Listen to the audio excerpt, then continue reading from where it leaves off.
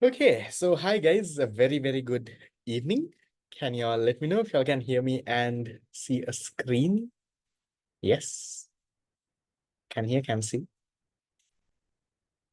All good? Nice. So we meet for one last time in our past paper class. It comes to an end from tonight's class. So tonight, guys, we are going to go through all the MCQs of unit number 11 and 12. So unit number 11 and 12, I will not be discussing the essay questions because most of y'all don't do. I feel it's no point discussing all of that. So we will do all the MCQs from 2016 to 2025. Now, one thing before even I get started, Lamai, one thing that I want to tell you is please don't leave or ignore these MCQs because there are 8 MCQs that you get. So 8 MCQs කියන්නේ ළමයි 16 marks in your A-level paper. It's not something that you should be taking lightly. Now, I know most of y'all don't do it for paper 2, but please don't completely ignore the unit. And the questions also, Lamai, are very direct. They are very easy. Today, when y'all do, y'all will see if y'all have learned the basics of the unit, right? These unemployment, employment calculations, economic growth, development, the human development index, Lorentz curve, Gini coefficient, the basic concepts that are there, Lamai, they test it in different ways, but it's the same thing. So out of the 8 MCQs that you get from unit number 11 and 12, around 6 of it, Lamai, will be directly from theory. Around 2 of it might be like a current context question based on what is happening that year. So it's not that hard. It's a very easy one that you can actually handle. Nice. Since I asked about my subject, maybe got it down to.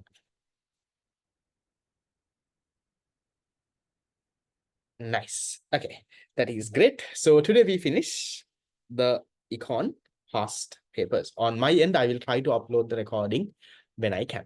But my schedule, my time is very busy. So when I can upload, I will upload. So given that it's free, I don't upload it immediately also.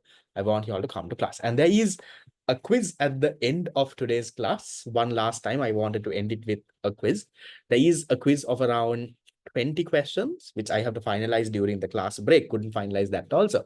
So there will be a small quiz with around 15 to 20 questions.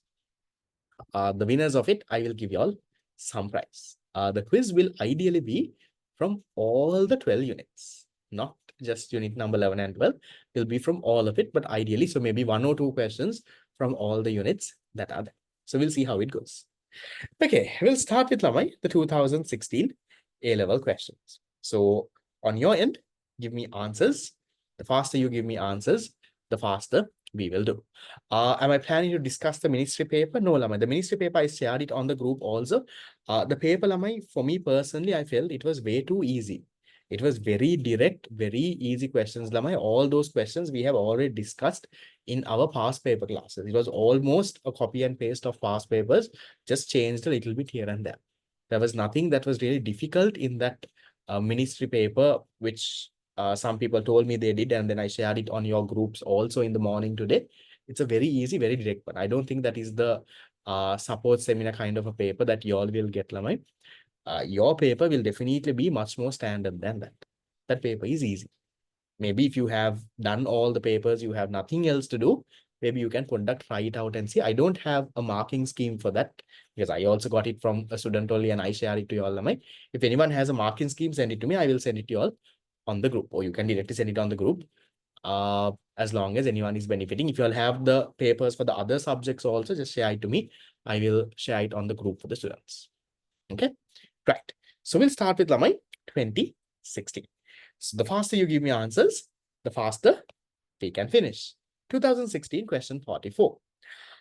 As some factories became automated, traditional workers find themselves with mismatched skills, and some of them became unemployed. At the same time, computer operators are in high demand. This type of unemployment is classified as what? What is this level? Where you have some sort of automation that has happened. As a result, people have lost job. This same question, Lama, can be asked in your year by putting this AI story. They can say because of AI right now, so many people have lost jobs. What is that? That is cyclical, frictional, natural, structural, disguised unemployment. That is what you call my structural unemployment. When we go to some other questions, I will discuss what are the other types. There are some other questions in the future. So this is what you call my structural unemployment. So briefly to go into a little bit more into detail, my structural unemployment when the structure of how you do things have changed, the way how you do things. Now, let's say earlier, now a good example I can give is earlier you had typewriters. Typewriters is what moved to computers. So then typewriter mechanics, typewriter repairing people, all of those people lost jobs because what happened? The way how things are done changed now. So therefore, their skills are no longer relevant. Now, typewriter mechanic who repairs typewriter, his skill is no longer needed because now no one is using typewriters. So that type of unemployment, and even they can connect Lamai right now with AI. So they can give you a nice example in your paper. They can say, now with AI and all of that, there are certain kind of jobs that have got lost Kiela. And that can be Lama structural unemployment.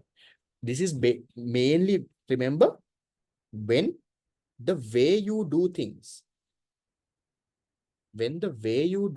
change. It's no longer done the same way. So therefore, the people who have been doing it, now they don't have the new skills. They can't get that. That is structural unemployment. Disguised unemployment, you have a job, but you are not really doing anything. Now, if you all remember, I told you all this example where in the electricity board, there are 700 security guards here at one point. Then for every bus in the Ceylon Transport Board, SLTB, Sri Lanka Transport Board, there are 4 employees. So you have a job, but you're not really doing it. That's what you call them a disguised unemployment. Frictional unemployment, that is when you leave a job to find another job. Let's say, for example, I stopped classes, I stopped working as an economist, and now I'm finding for another job. So until I find another job, let's say there is a period of 1 month, 2 months that I'm unemployed. That's called frictional. So we'll go into this into detail when there are some other questions also. We'll touch upon this. So this one here, my answer is structural unemployment. Then we'll go to 0. Next one. Yes, this guy's marginal product will be 0. Which change would best indicate that a country has achieved development? Which one? How not working is considered unemployed. So unemployed is a person looking for a job but doesn't have a job. That's the definition for unemployed person. What is this, Lama? How can you say that a country has achieved development? Economic development. First one says increase in real GDP. No, Lama. Real GDP increasing, that is just economic growth. So economic development is much broader than economic growth. Along with economic growth, you have to have the qualitative changes. And as a result, people's standard of living has to improve. And we say economic development. So then look at the other answers. Increase in the percentage of exports, improvement in BOP, appreciation. No. Then number 5 is your correct answer. Improvement in a citizen's quality of life. Quality of life can be standard of living. So with economic development, what happens, Lamai? People's standard of living improves. It's much broader than economic growth. Economic growth, we say, is just a quantitative thing. If the GDP increases, growth. But development, along with growth, so many other things have to change. Technology has to improve, income disparity has to reduce, poverty has to get eliminated, a better job should be created, modernization, productivity improvements, all of those have to happen for you to have economic development, if you remember the definition there. Okay, so answer there, number. Next one, 46, easy one. Total dependency ratio in an economy is what? What is your dependency ratio, Lavan? Your dependency ratio is monad.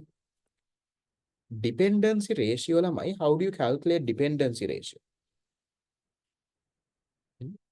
That is your total dependence. Who are your total dependents? Your children. So you usually take Lamai people 0 to 15 years. Right? The children plus the old people. You can take above 60 years or above 65 years. So we'll take 60. So the ones above 60 years. These are the elderly people. So these are your dependents, the small children and the elderly, divided by what? Divided by your working age population. So working age population that you can take as 15 to then 59 years. So here if you have taken 0 to 15, so ideally then 16, right? 16 to 59 years or above 15. Don't worry too much about the numbers. That is your working age population. Multiplied by 100. That is your dependency ratio. How much of dependence do you have as a percentage of your working age population? That's the dependency ratio. What is Sri Lanka's dependency ratio? I can't remember the exact number. If I'm not mistaken, 16, maybe close to around labor force 8, 16, working age is around 16 million, I guess. Then there is 6 over 16. I think around, how much is that? 6 over 16 roughly. 6 over 16 into 100, that is around 30%, 35, roughly there. You can check, my central bank report should have the actual number. I'm just roughly trying to calculate it on my head. It should be somewhere around that. 49 to 50. I don't think it's that high though. Sorry, this is close to here. This is 40. Roughly around there is Sri Lanka's dependency ratio. What is dependency ratio? Once again, that is how much of dependence you have compared to your working age population. Yes, this is the equation. Then which answer talks about this? Dependency ratio is the ratio of children to adults. Is it children to adults? Nevela. It is unemployed to employed? No. Population over 65 years of age to 100% of the working age? No.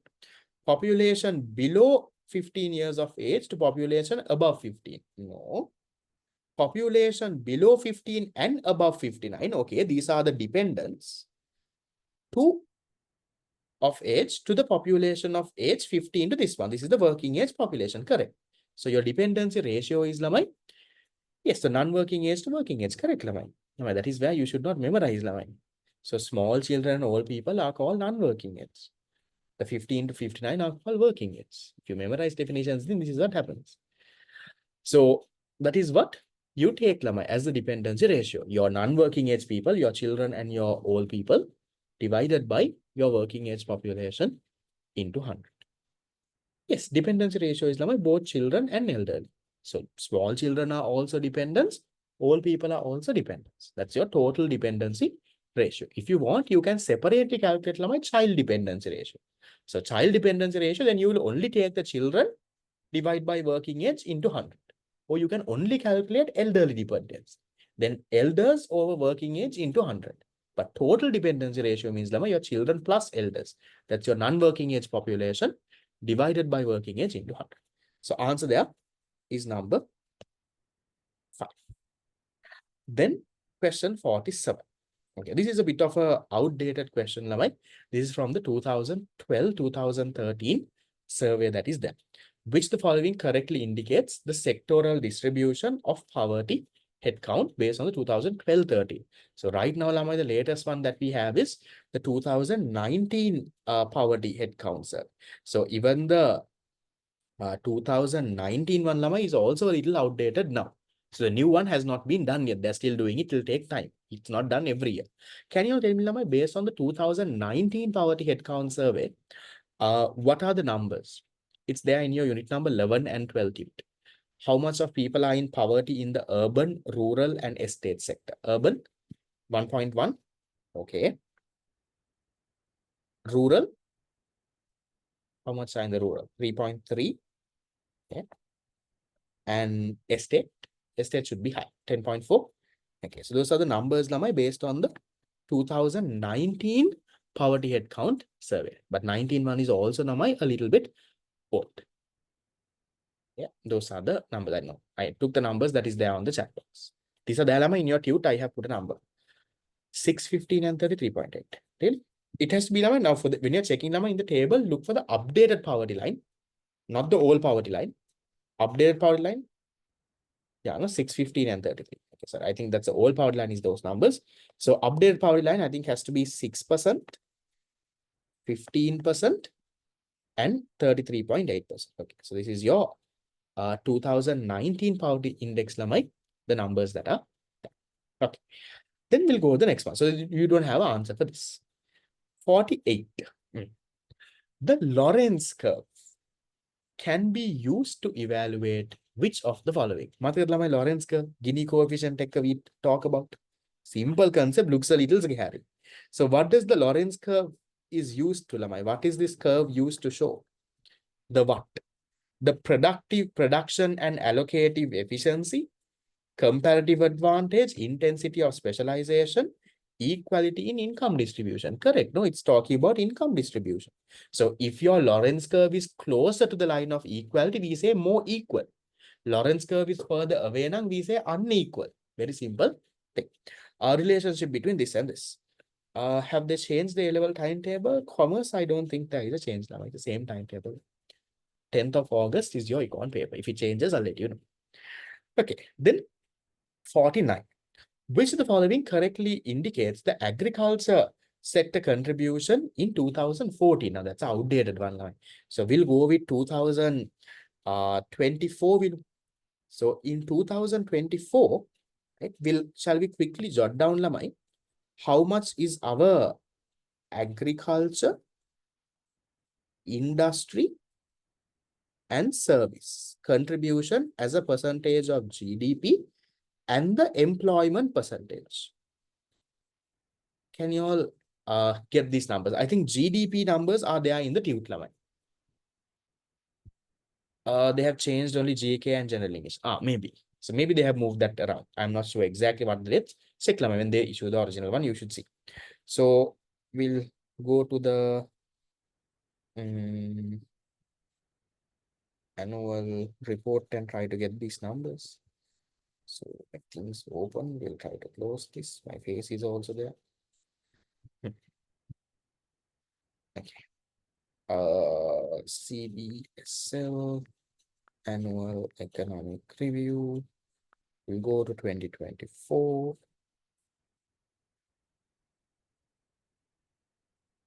Okay. So real sector.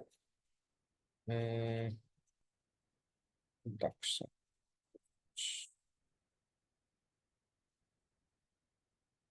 Okay, here.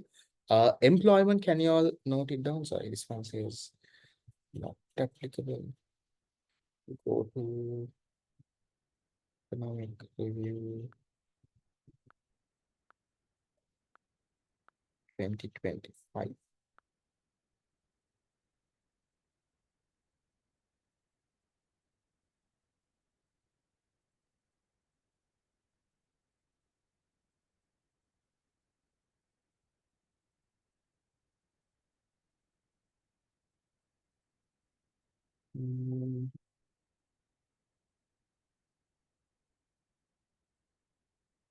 Yes, I think I opened the wrong file. Hold on, give me a second.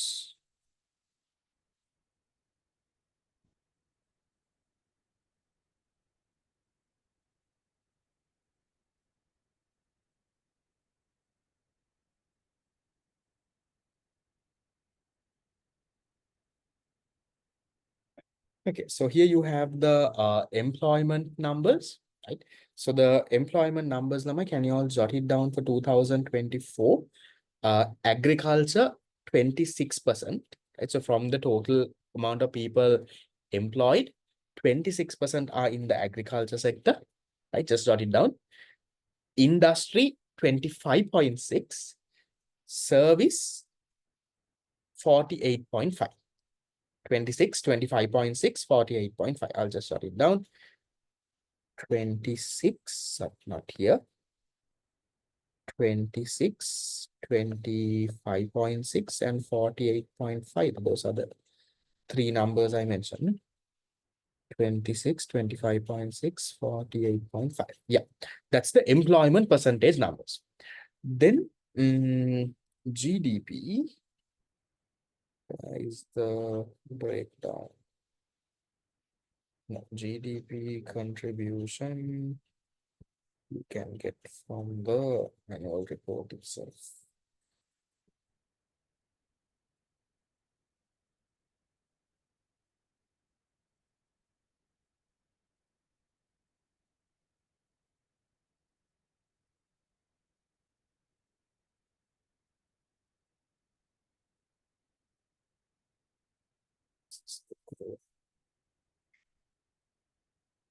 GDP number should be there in your tube also. Mm,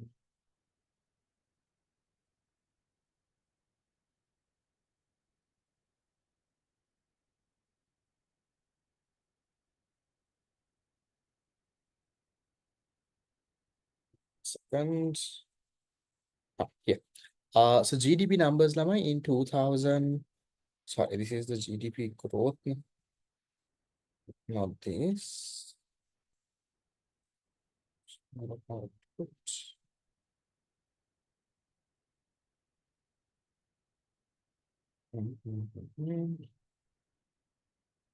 So it's inflation.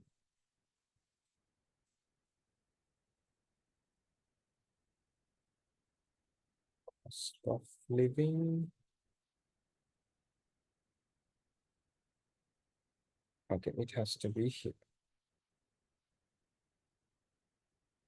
Okay. So agriculture, forestry, fishing lamai, it is in 2024. It is 7.3% of your GDP. You can jot it down, 7.3. Industry is lamai 26.7% as a percentage of GDP, 2024. And services are lamai 59.4%. The remaining is lamai taxes and stuff. It doesn't add up to 100. So 7.3, 26.7, 59.4. 7.3, 26.7, 59.4. So this is lamai in 2024. So ideal lamai in your paper, if they're asking, they will ask it lamai in this. It's there in the mock 3 paper, no? Yes, I have put that. So if they're asking lamai in your paper, they will ask from the 2024 central bank report. These are the numbers. These are the numbers for agriculture industry service as a percentage of GDP and how many people are employed. So if you really look at this, Lamai, can you all see agriculture sector Lamai is very inefficient kila pena. In the agriculture sector Lamai, 26% of your labor force is in the agriculture sector. A number of people employed, 26% are in the agriculture sector. But agriculture sector's contribution to GDP is how much? Agriculture sector's contribution to GDP Lama is only 7.3%. That is very low. So that is not productive Lama. If quarter of the population are employed, then they have to at least contribute a quarter of the GDP. No? But they are not. So that's the inefficiency part that you see Lama. Now, if you look at the industrial and service shape, 25% employed, 26% GDP contribution, 48% employed, 59% GDP contribution. Same. But agriculture is lagging behind them. So these are the numbers. Yes, it's there in your mock 3 last paper also, additional reading I have given. Okay. Then the next one. Which of the following country is not a member of the G7? Maybe now G7 also can be, I don't know if they can be a question. There was the G7 summit that happened last 2 weeks or 3 weeks. Yes, 24 statistics is what you have, Lamai. How can employment be 100.1? Because those are rounded off numbers, Lamai. So which one is not a member? Japan, Canada, France, Italy, Russia. Whom do you think? G7? I think it is Russia. So you can do a bit of a search again and see Lamai G7 countries. How the inne G7. So you have the countries. So you have something called a G7. They also have something called the G20. Yes, Russia, I think, was there and they exited or something. Okay. So G7 Canada, France, Germany, Italy, Japan, UK, and US. So recently they had the meeting around 2 weeks ago where they talked about AI, they talked about the Iran war that was there. They talked about the Ukraine-Russia war. They talked about different things that's there. So G7 now is like a group of countries. It's like a trade agreement, right? So a group of countries, big countries that are there that discuss different things that are really relevant for them. Okay, so that's the country. So the one that is not there is Russia, right? If you want, you can just take a screenshot and if you want, I will put a picture of this and see. Too much of work. Okay, so Russia is the answer. Done.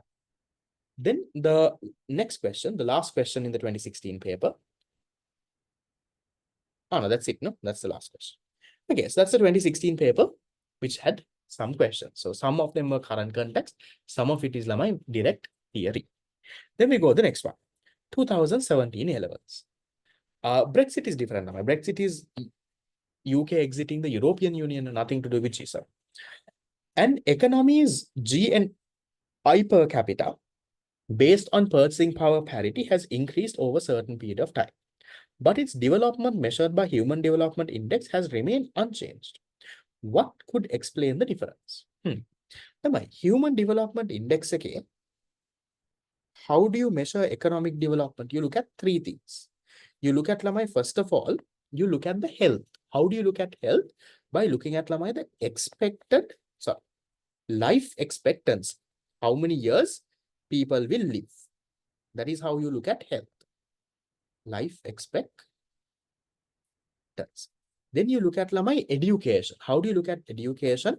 The mean years of schooling and the expected years of school. Mean and the expected years of school.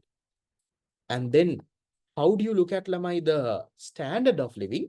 You look at the purchasing power parity adjusted per capita GNI. So it's an interesting question, Lamai, for you all to know this.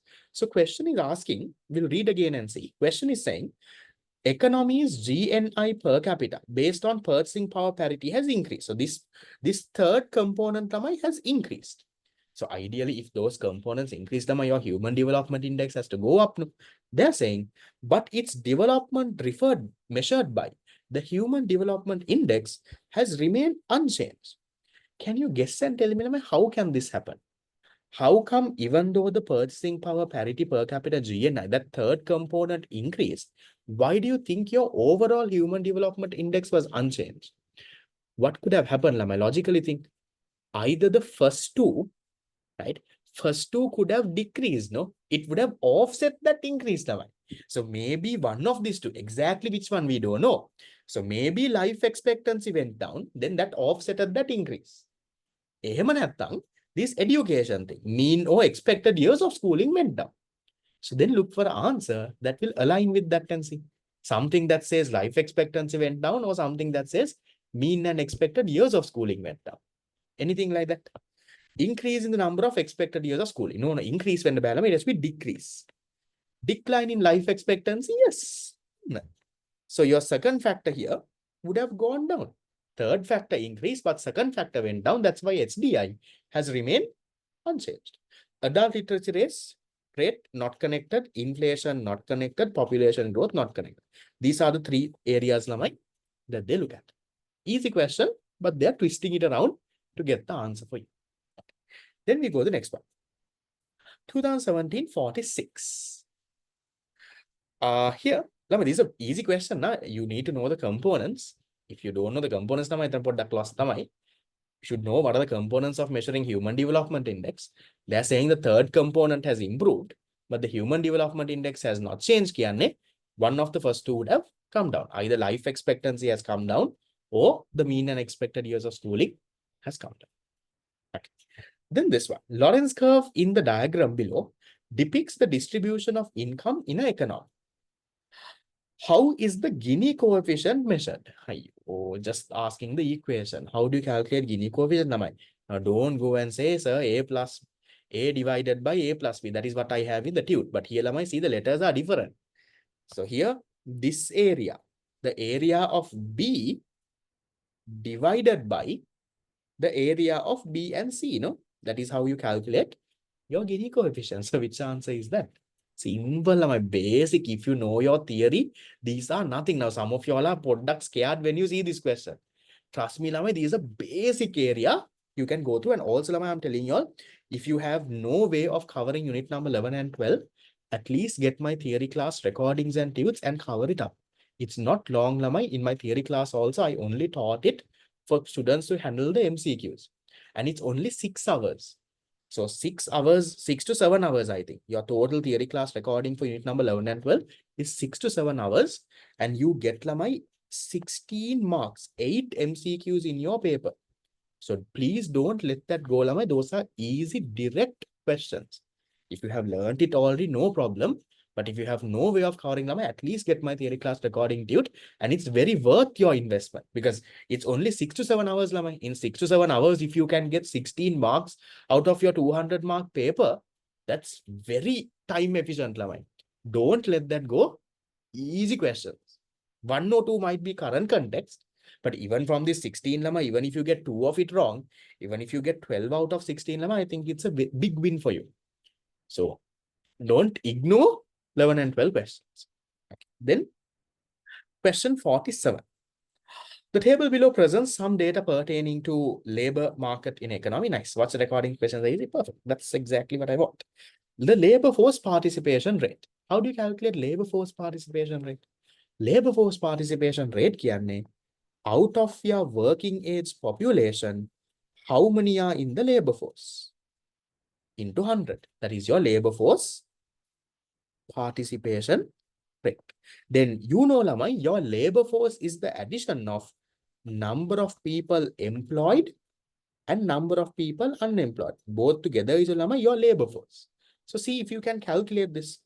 Working age population, they have given 25. Do you have the labor force? They are saying lamai, unemployed is 3. Okay. Unemployed is 3. Rate of employment is 80%. Lamai, if rate of employment is 80%, can you tell me, Lamai, what is the unemployment rate? You have to be a little bit good with maths here. Unemployment rate is, if that is 80%, Lamai, this has to be 20%, no? So unemployment rate is 20%. So that 20% is equal to 3 million people. Then if 20% is equal to 3 million people, how much is 100% or get how much is 80%? How much is the employed people? Employment rate is 80%. How much is that? That has to then be 12 people. Your total labor force is how many people? Your total labor force has to be 15 million people. So be a little bit good with that maths. So your employed is 12. Your unemployed is 3. So 15 in the labor force. 15 over 25 into 100, how much is that as a percentage? 15 over 25 into 100, that is a 60%. Easy question, but product should be okay with maths. Answer number. Done. Then next one. According to the 2012-13 household income survey, again, outdated for you, the 3 districts with the highest poverty headcount. So we'll forget about 2012-13. Can you tell me, Lamai, based on the 2019 survey? That's the latest we have for now. Very soon, Lamai, one will come. It has not come. I don't think it has come out yet. So for your exam, don't worry. Probably this year it will come. 27 students will have to study. So 2019, Lamai, can you tell me what are the 3 main highest poverty? Mulativ, Badulla, Kilinoch. In the theory tutor, I made you all write this. We looked at the table and we figured out. Mulativ, Badulla, Kilinoch. Yes. Your is the 2019 survey now because there is no survey done after that. So Mulativ is number 1, highest poverty. Badulla is number 2. Kilinoch is number 3. These are the 3 highest poverty headcount areas, Lamai, according to the 2019 survey. By 2019 survey, because there is no survey after that, Lamai. That's the latest we have. Okay. Then 49. Despite the reduction in absolute poverty, significant income inequalities continue to persist. This is confirmed by the percentage of total income held by the richest 10% of the households. How much do you think, Lamai? Again, a bit of a current statistic question relevant for that year. Roughly try to guess, Lamai. The richest 10% of Sri Lanka, how much of income do you think, Lamai, they get? We'll try to narrow the answers down. Are you all okay with lamai cutting off the first two, 10.9 and 14.9?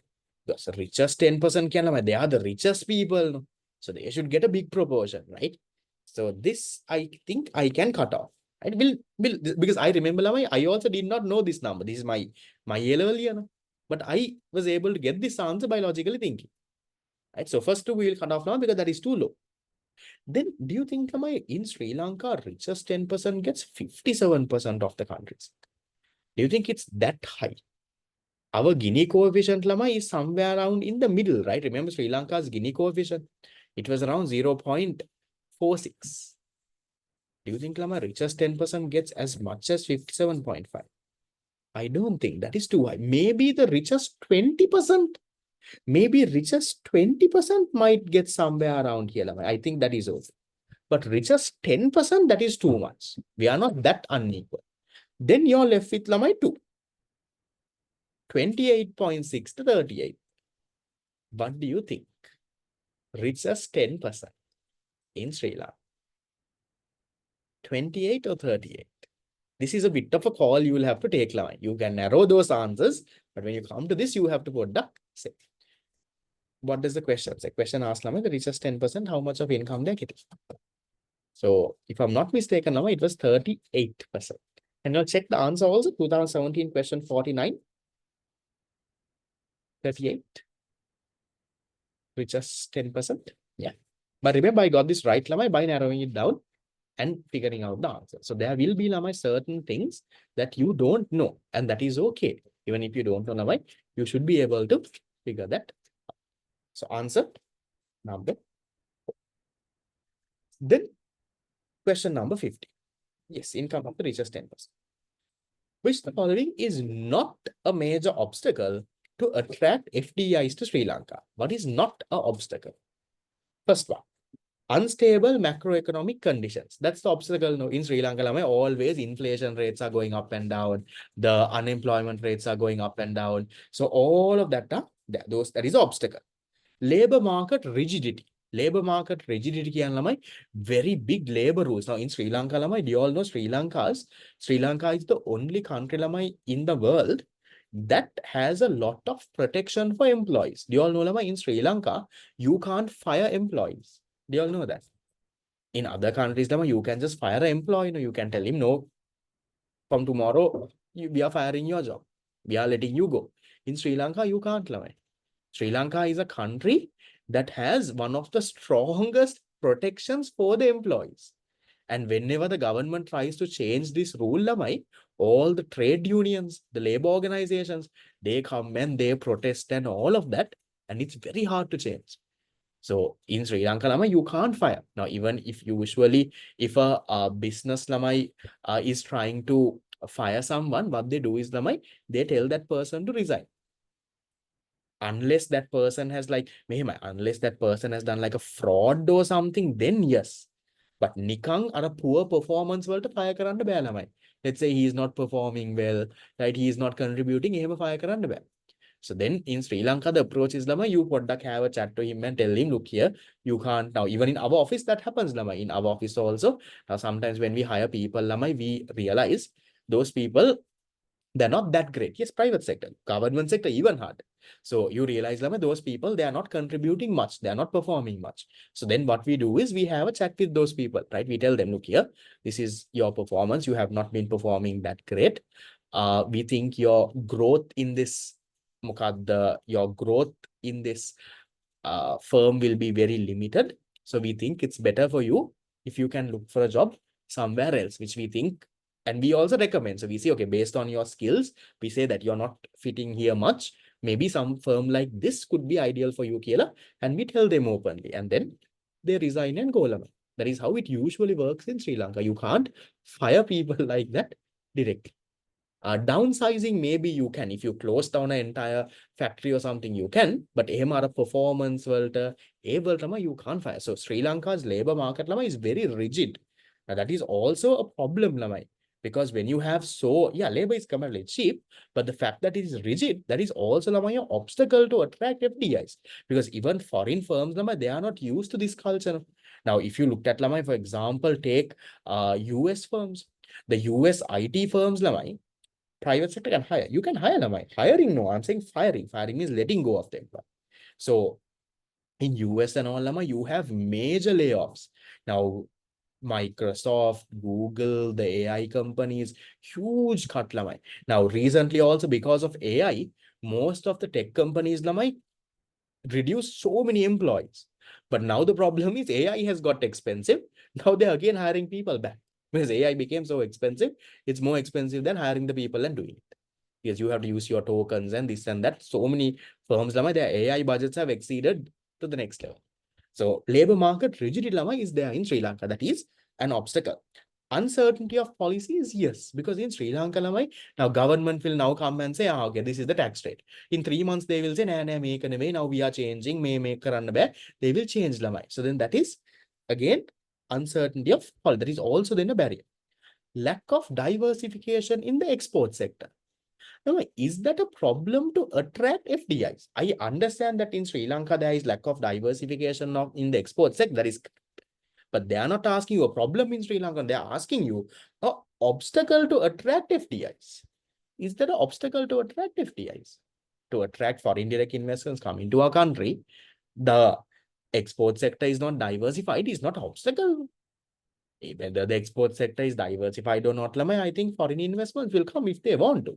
They don't care about whether our exports are diversified or not. Then corruption and weak regulation, that is obstacle, because if you want to come, so much of bribery and all. Do you see recently this fellow, who is that guy? His name, Rakita Kaud? Can't remember his this thing. You would have seen him. He was famous. He's on TV and these teledramas and all of that also. There was some bribery case involved and that fellow is on jail. So there is huge bribery and this and that happens in Sri Lanka. That is also in a barrier. The one that is not, answer number. How did I feel after 50th question? I'm not very sure, but I think I did okay in the MCQ paper. But I know in the MCQ paper, I got around 5-6 questions wrong. I never marked my paper, but then later when I started teaching students, I realized, oh shit, I put this near the killer in my LL paper. Yes, Sharit Abhay Singh and there was some Rakita someone also. Can't remember the exact names. Okay, that's 2017. Then we moved to 2008. Which of the following combinations is true for Sri Lanka's Human Development Index and Global Competitive Ranking? Yes, Rakita Rajavansha, no? So in 2016-17. So now 16-17 is put back. We'll look at the latest one we have. Latest one we have for Human Development Index is 2023. So what is Sri Lanka's ranking for HDI in 2023? 89. No, our rank is 89th. How much is our index value, Lamai? The index value 0. Here 0.776. Okay, that is the index value. Then for the global competitiveness index, I think it should be there somewhere in your tute. Balan, if there is, I can't remember the exact year. Maybe we'll do a Google search and even see.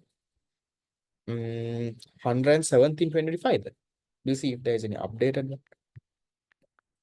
Global competitiveness index. I have searched that also.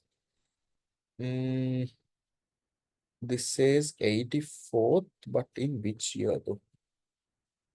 This is the AI one. It says 85th. World Economic Forum තමයි මේක හදන්නේ. We'll check for 2025. Let's see. Because rankings changed. I'm not sure which exact year I have given. Global competitive, not global talent නෙවෙයි. The Sri Lankan development update. No, I don't think it is there here.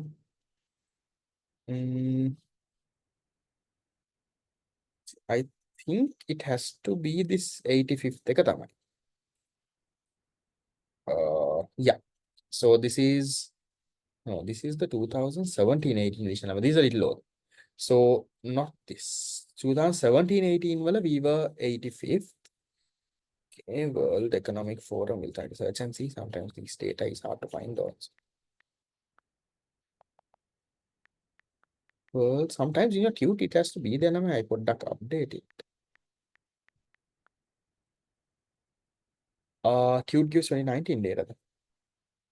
Oh, is the rank stopped after that?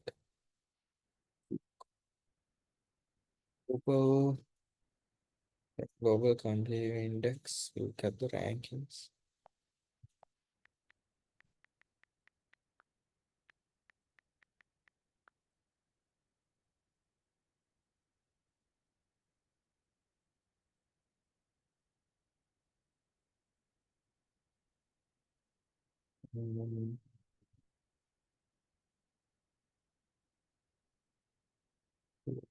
Competitiveness index.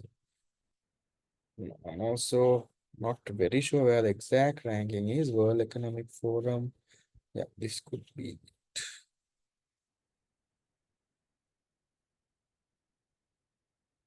Okay, 2019, I think, is the latest ranking that we have. I don't think there is a ranking after that. So then I think they won't ask in your one also. So we'll see where is Sri Lanka.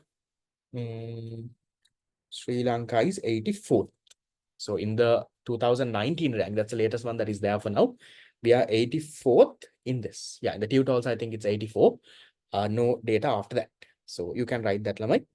In 2019, we were the 84th in the global competitiveness index. Like that's 2018-43. Then 44. Sorry, 44. I'm not sure why I skipped 44. Maybe irrelevant. Then income disparity can be measured by. Income disparity, how do you measure them? Using the difference between GDP and GNI? No. Gini coefficient, yes. Remember, higher the Gini coefficient, higher the income disparity. Real GDP growth, poverty line won't show income disparity. So Gini coefficient and Lorentz curve are both connected. So Lorentz curve and Gini coefficient are both connected. Based on the Lorentz curve, we calculate Gini coefficient. So both of it can be used. So answer number 2. 44 is a nice question. Why have I skipped 44? Is it outdated? Yes, I do classes for the 20. One more thing, I will share this with you all also. I shared earlier also. I'm starting a new class for the 2028 batch after A levels. After results, O-level results. I'm starting it on the 10th of July. So first month, I usually do it for free. I would really appreciate if you can at least pass the message to one student that you know. So I'll do it completely free the entire month. They will get a free printed set of tudes also. And they can come and see. If they like it, they will register afterwards. If they don't, that's completely fine. If you have anyone, please do pass the message. 44 is on foreign finance. Then we would have done that in unit number 10. No? Okay, 46. From the following, select the 3 indicators currently used in the Human Development Index. Is in Lama Human Development Index, what and what do you use? You use the purchasing power parity per capita GNI, birth rate index කියලා එකක් නැහැ. Life expectancy, yes, you look at that. Adult literacy, no. Education, yes. Expected than the mean years of school. So which one is that then, Lamai? A, C, and E could be number 5. Easy. 1. Then 47. Which of the following arguments imply that real GNI per capita may be a misleading indicator of standard of living between countries? Real GNI per capita, why is it a misleading indicator? Which one will you go with? It does not take into account of differing rates of inflation. Real GNI. Real GNI removes the inflation effect. Real GDP, real GNI, it removes the inflation impact. So you can't say it doesn't take into account because it's fair. You can compare this one with that one. It is fair, lamai, because it doesn't take this. So we can, I think, cut off that. I don't think it's a real argument. And we'll see. If you want to come back, we'll see. There are different degrees of non-market activities between countries. Okay, I'll explain. Does not take into account differing consumer taste. Does not take into account of exchange rate distortions. Thus, this measure should be expressed using purchasing power parities. Okay, looks like an answer. Income approach of GNI may differ from wrong. So I will cut off lamai A and E. Then you're left with B, C, and D. Can you select the best two reasons, lamai? Which ones do you think why GNI is a misleading indicator?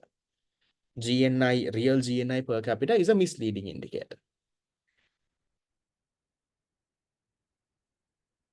of consumers' living standard. I think lamai C and B and D makes more sense. So B says lamai there are different degrees of non-market activities between countries. That is lamai, for example. Now I told you take India and Sri Lanka. I told you lamai in India how even the roadside seller has like a QR payment. Roadside seller also who is sitting down in the road also has a small QR thing where people can scan and pay. So that means lamai in India, even what the roadside seller sells, since the money goes through lamai official banking channels, QR payment, it gets captured lamai to GDP. It's then captured as like a market activity, captured in GDP. But in Sri Lanka, same thing in Sri Lanka, let's say someone is selling vegetables in the roadside seller. He's doing the same thing like the Indian fellow, but his contribution lamai will not be in GDP because it has to be, but informal activity, he won't report it. Now, how does the government know how much to put? So that is that market, non-market lamai. Even for example, US and Sri Lanka balanna. Now in US lamai daycares, child, this one lamai, they are very developed. So even lamai when after childbirth, the mother easily goes to work lamai. In let's say 6 months, mother goes to work. Maybe the officers have daycare facilities, right? In the near the office neighborhood itself, you have a proper daycare. You get child protection. All of that is there. But in Sri Lanka, it's not that developed. In Sri Lanka, when the female gives birth, lamai, usually for at least 1-2 years, lamai, the mother stays with you at home. So in US, lamai, that will get recorded in GDP because you put the child in the daycare. But in Sri Lanka, your mother stays at home and looks after you. Can't put in GDP. In Sri Lanka, that won't be a market activity. In US, that will be a market activity. But at the end, it's the same thing that is happening. Someone is taking care of a child. Mother takes care in Sri Lanka, not in GDP. Daycare lady takes care in GDP. Very unfair that is. So that's why you then say number 2. There are different degrees of non-market activities between countries. So in US, it could be a market activity. Sri Lanka, it's a non-market. But same thing is being happening. But our GNI will be low because we don't include. And then also this lamai, the real GNI per capita doesn't take into consideration lamai the purchasing power. Now in USA lamai, the goods and services are expensive. In Sri Lanka lamai, things are much more cheaper. So you have to, that is where you adjust for the purchasing power parity exchange rate. Real GNI per capita hasn't adjusted for that. No. So you can go with those two. I think consumer taste lamai is not a very important factor. I don't think it's a very important factor that determines standard of living. So we will therefore go with B and T. Number 3. Okay. Done. Then 48. Sustainable Development Goal 1 is about poverty. The aim of this goal is to do what? SDG lamai, how many goals are there? How many goals are there, lamai? There are 17 goals. These 17 goals, lamai, has to be, who is putting this? The United Nations is putting this. By when do we have to implement these, lamai? 47th was B and D. By 2030. So by 2030, you have to achieve those goals, the year 2030. So the first goal, lamai, is about poverty. They're asking you what is the aim of that goal? To cut poverty by half, to end poverty by in all forms everywhere by 2030, to reduce poverty by 75%, end hunger and ensure access by all people for food, help each country make progress on reducing poverty. What's the goal about Lamai? I think it is zero poverty, right? The goal name is, if you take the SDGs, zero poverty, no poverty. I can't remember. SDG goals. No poverty. No poverty and zero hunger. Yeah, so first goal is Lamai, no poverty. Second one is zero hunger. This is the Lamai in your theory tube, it's there. Okay. So no poverty is Lamai, making sure there is not reducing it by 50% or 75% Lamai. The goal is to make sure there is no poverty at all. Zero poverty. So the answer there, Lamai, has to be number 2. End poverty in all its forms by 2030. Okay, done. Then question 49. The distribution of population among, should you know the goals in order? I don't think I memorize all the goals, Lamai. Product. Will it happen? I doubt. But that's a goal that you will work towards. So here they're asking you the total dependency ratio. Any answer, Lamai, that you missed, I'll count it at the end of the class. Hurry then, others I have to always go up and down, Lamai. So total dependency ratio. How do we calculate total dependence? Remember, we did a question. It's your dependence. Dependents are your small children, 6 million, all people, 4 million, divided by your working age population, 20 million. How much do we get, Lamai? 6 plus 4 is 10. 10 over 20 into 100 is how many percent? That is 50%. Very easy question. Then question number 50. Which of the data given indicates a sectoral composition? How much did we get, Lamai? How much did I write for you? Agriculture, industry and service, 2024, 7.3. Industry, 20 here, 26.7. Service, 59.4. So this is 2024's number. Those are the numbers that you all should always remember 2 years before your A-level paper. If your A-level paper is 2026, you need to know the 2024 central bank. Okay. Then we go to 2019. 2019 question number 1. Easy one. How many SDGs are there? Sustainable Development Goals. There are 70. Okay, 43. Then 44. According to the poverty head count, that is 2016, Lamai. So 2019, how much are the numbers, Lamai? For urban and rural, you all told me 6% and 15%. Urban and rural, what were the numbers that we did that in a previous question? Urban is 6%, rural is 15, no? No. So these are the numbers, 15, the 15.5, I don't know. Just check, Lamai, it should be the unit. Okay.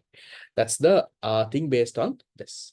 The quiz, Lamai, is based on all the units. I mentioned that at the start. 45. One of the components of the Human Development Index is, you all know the components: life expectancy, mean and expected years of schooling, purchasing power parity adjusted, per capita GNI. Look for one of that. What is there? Percentage of underemployed, average protein, life expectancy. Very easy question now. Number of doctors, literacy rate, Eva Mukut, no. So life expectancy is what you will. Then very direct question so far. Another one. Economic development refers to, what is economic development? Mean and expect, you can't combine them, right? Keep it as 2 separate ones. Economic development refers to economic growth, refers to economic growth with changes in output distribution and economic structure, improvement in the well-being of the urban population, sustainable increase in the GNI, removal of income disparity. What is economic development? So I'll cut off my answer number 1. Economic development is not economic growth. No, those are different concepts. So economic development is where in addition to economic growth, you have qualitative changes. Qualitative changes like what? Your structure of the economy changing, your technology developing, modernization, low income disparities, poverty reducing, all of that. So I think the closest answer that you have here is number 2. Sustainable increase in GNI, that is also economic growth, not development. Improvement in the well-being of the urban population, that is where it goes wrong. If they say improvement in the well-being of the overall population, that is like standard of living going up, then I could have gone with number 3. But number 2 says urban population, that is where it's off. Then number 5 says removal of income disparity. It's not just that. Yes, income disparity has to get removed, but that is not the only thing, Lamai, that will cause economic development. So therefore, not 5 as well. You can go with 2. Economic development growth with changes in output distribution and economic structure. That's economic development. There are some questions in the future also we'll discuss. Then 47. Which of the following issues can be evaluated with the use of the Lorentz curve? Same question repeated. No, with Lorentz curve, Lamai, what can you look at? Allocative and productive efficiency, nonsense. Comparative advantage, degree of specialization, equilibrium price. Nice. No, Lorentz curve is used to calculate equilibrium price. Degree of inequality in income. This way, same thing was repeated, Lamai, earlier also. Okay. Then 48. Table below shows employment data for a hypothetical economy. In which year is the rate of unemployment 20% and labor force participation rate 60%? Then Lama, you have to calculate and see for every year. Until you get a year, you calculate and see. So how do you calculate unemployment rate? Unemployment rate is Lamai, number of people unemployed over your labor force into 100. So we look for an answer Lamai, where we get 20% for this. First one, Balan. If it comes as the first one, good, no? So unemployment rate is Lamai, number of people employed and unemployed, that is called your labor force. So 15 million in your labor force. Remember, my labor force is the addition of employed and unemployed. So 15 million there. Unemployed is 3 million. So 15 million over 3 million into 100, that is 20%. Right. So then first criteria is met. Then we'll calculate Lamai, the labor force participation rate also and see. So labor force participation rate, how do you calculate? Working age population is the denominator. Labor force is the numerator. So labor force is 15. Working age population is how much? 25. So 15 over 25 into 100, how much do you all get, Lamai? 60%. Then can that be the answer? Unemployment rate 20%, labor force participation rate 60%. Yes, that can be the answer. So we'll go with year number 1, Lama. You calculate and see. For homework, you calculate for year 2, year 3, year 4, year 5. We'll not waste time. Know the equation, calculate and see which year you get unemployment 20 and labor force participation rate 60. I don't think in any other year you will get, because in year 1 itself you get. So it saves a lot of time also. You don't have to do the calculation for all the options. Then 49. What can be the economic development policy implemented in Sri Lanka during the period 1960 to 1977? Now, in 1977, only Lamai, we had Munad. We had liberalization, we say. So liberalization, where Sri Lanka became an open economy. They are asking you before that, what was Sri Lanka? That is that is the 1960 to 1977 period. What were we? What were we, Lamai, in that period? Outward-oriented export promotion policy, inward-oriented import substitution policy, neoliberal economy, open economy, that was this, market-centered development policy. Which one? We were a closed economy. And what were we trying to do, Lamai? Before 1977, whatever we can import, Lamai, we're trying to make it in Sri Lanka itself. That's what we were trying to do. And there was huge shortages, Lamai, at that point. And that is where the government that came in 1977, they promised that they will make Sri Lanka open economy, reduce all these shortages and all. And that's how they won the election. Because the policy that was there, Lamai, was an inward-oriented import substitution policy. If I'm not mistaken, you can just cross-check with your answer scheme also. So there you had Lamai, that is, if I'm not mistaken, that was the Sirimavo Bandaranaike government. Before that, where they had Lamai a lot of shortages of goods. Because what we were trying to do was Lamai, we were trying to produce everything in Sri Lanka itself. And that is where Lamai, you all might sometimes hear some old things. You all will see Sri Lanka manufactured our own cars. We did this, we did that. All of that earlier. That is the element. We were trying to do everything by ourselves, inward oriented import substitution. Instead of importing, we produce that in Sri Lanka. It's called import substitution. But that was not very effective, Lamai, because we had so much of shortages. Because we can't produce, Lamai, the entire thing in Sri Lanka. I mean, our capacity, Lamai. So then you had shortages. That is where the ration cards, all of those started coming into play. Then the JR government, right? That came into this thing, J.R. Jayawardena government that came into the election in 1977, they said, look here, we are going to get rid of this. We are going to make Sri Lanka an open economy and we are going to import goods. And then the shortages went off, but the bad side of it is like trade deficit.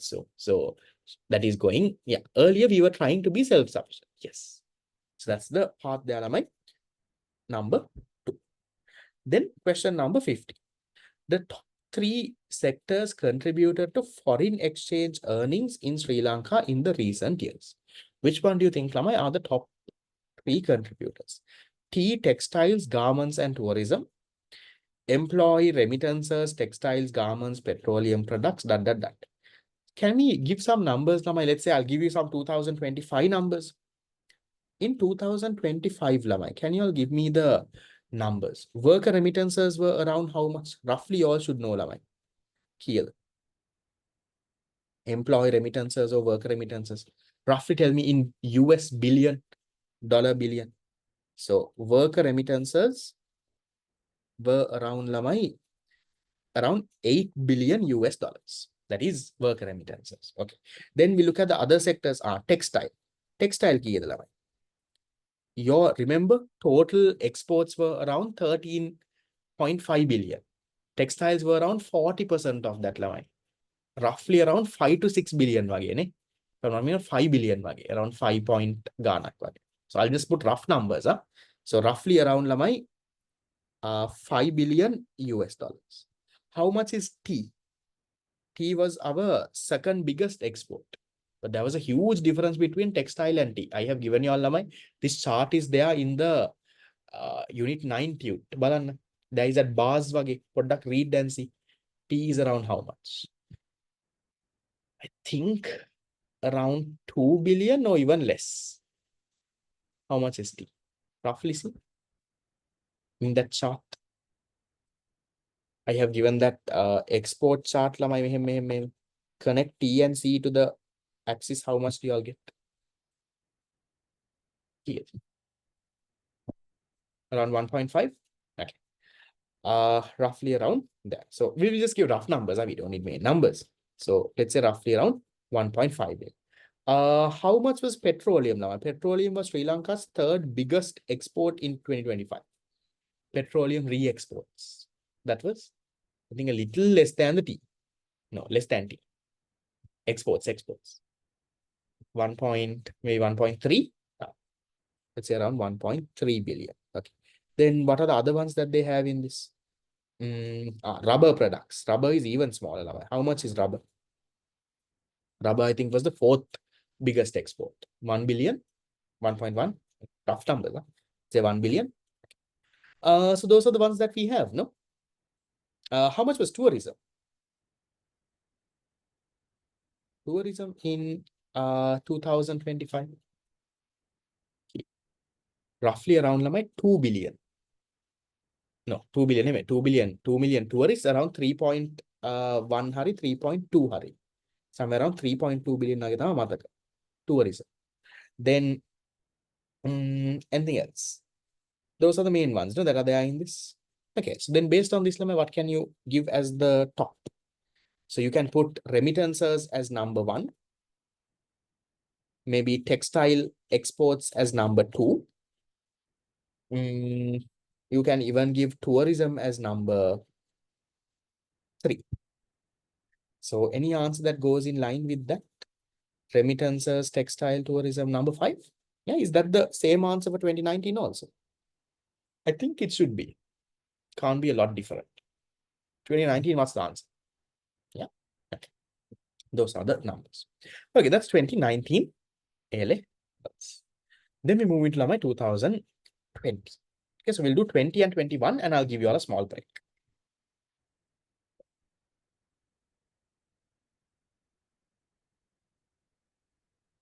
2020. What is economic development? Economic growth with a BOP surplus, economic growth plus structural and qualitative changes, improvement in the living standard of urban population, sustainable increase in GNI, equal distribution. Similar question, no?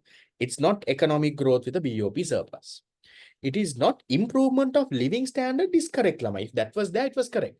But here's they say, lama, urban population, urban with rakne lama, it's all rural, urban, entire country. So therefore wrong. Sustainable increase in GNI, lama. GNI is increasing is again economic growth. Equal distribution is not development. That is just a condition for development. So I would go with lama, number 2, economic growth along with structural and qualitative changes. So qualitative, there are so much of qualitative changes, lama. All of that together with growth is what you call economic development. Then 44, sustainable development. What is sustainable development? Lighting in my room is a bit different. Ah, yes, I just realized there is a light in front of me today. What is sustainable development? Why not 5? Same question we did before, right? So economic development is not only lama equal income distribution and reduction in poverty. Economic development is lama, along with economic growth, there has to be so much of other qualitative changes. One of those qualitative changes is only equal income distribution. Just because you have equal income distribution, you can't say economic development.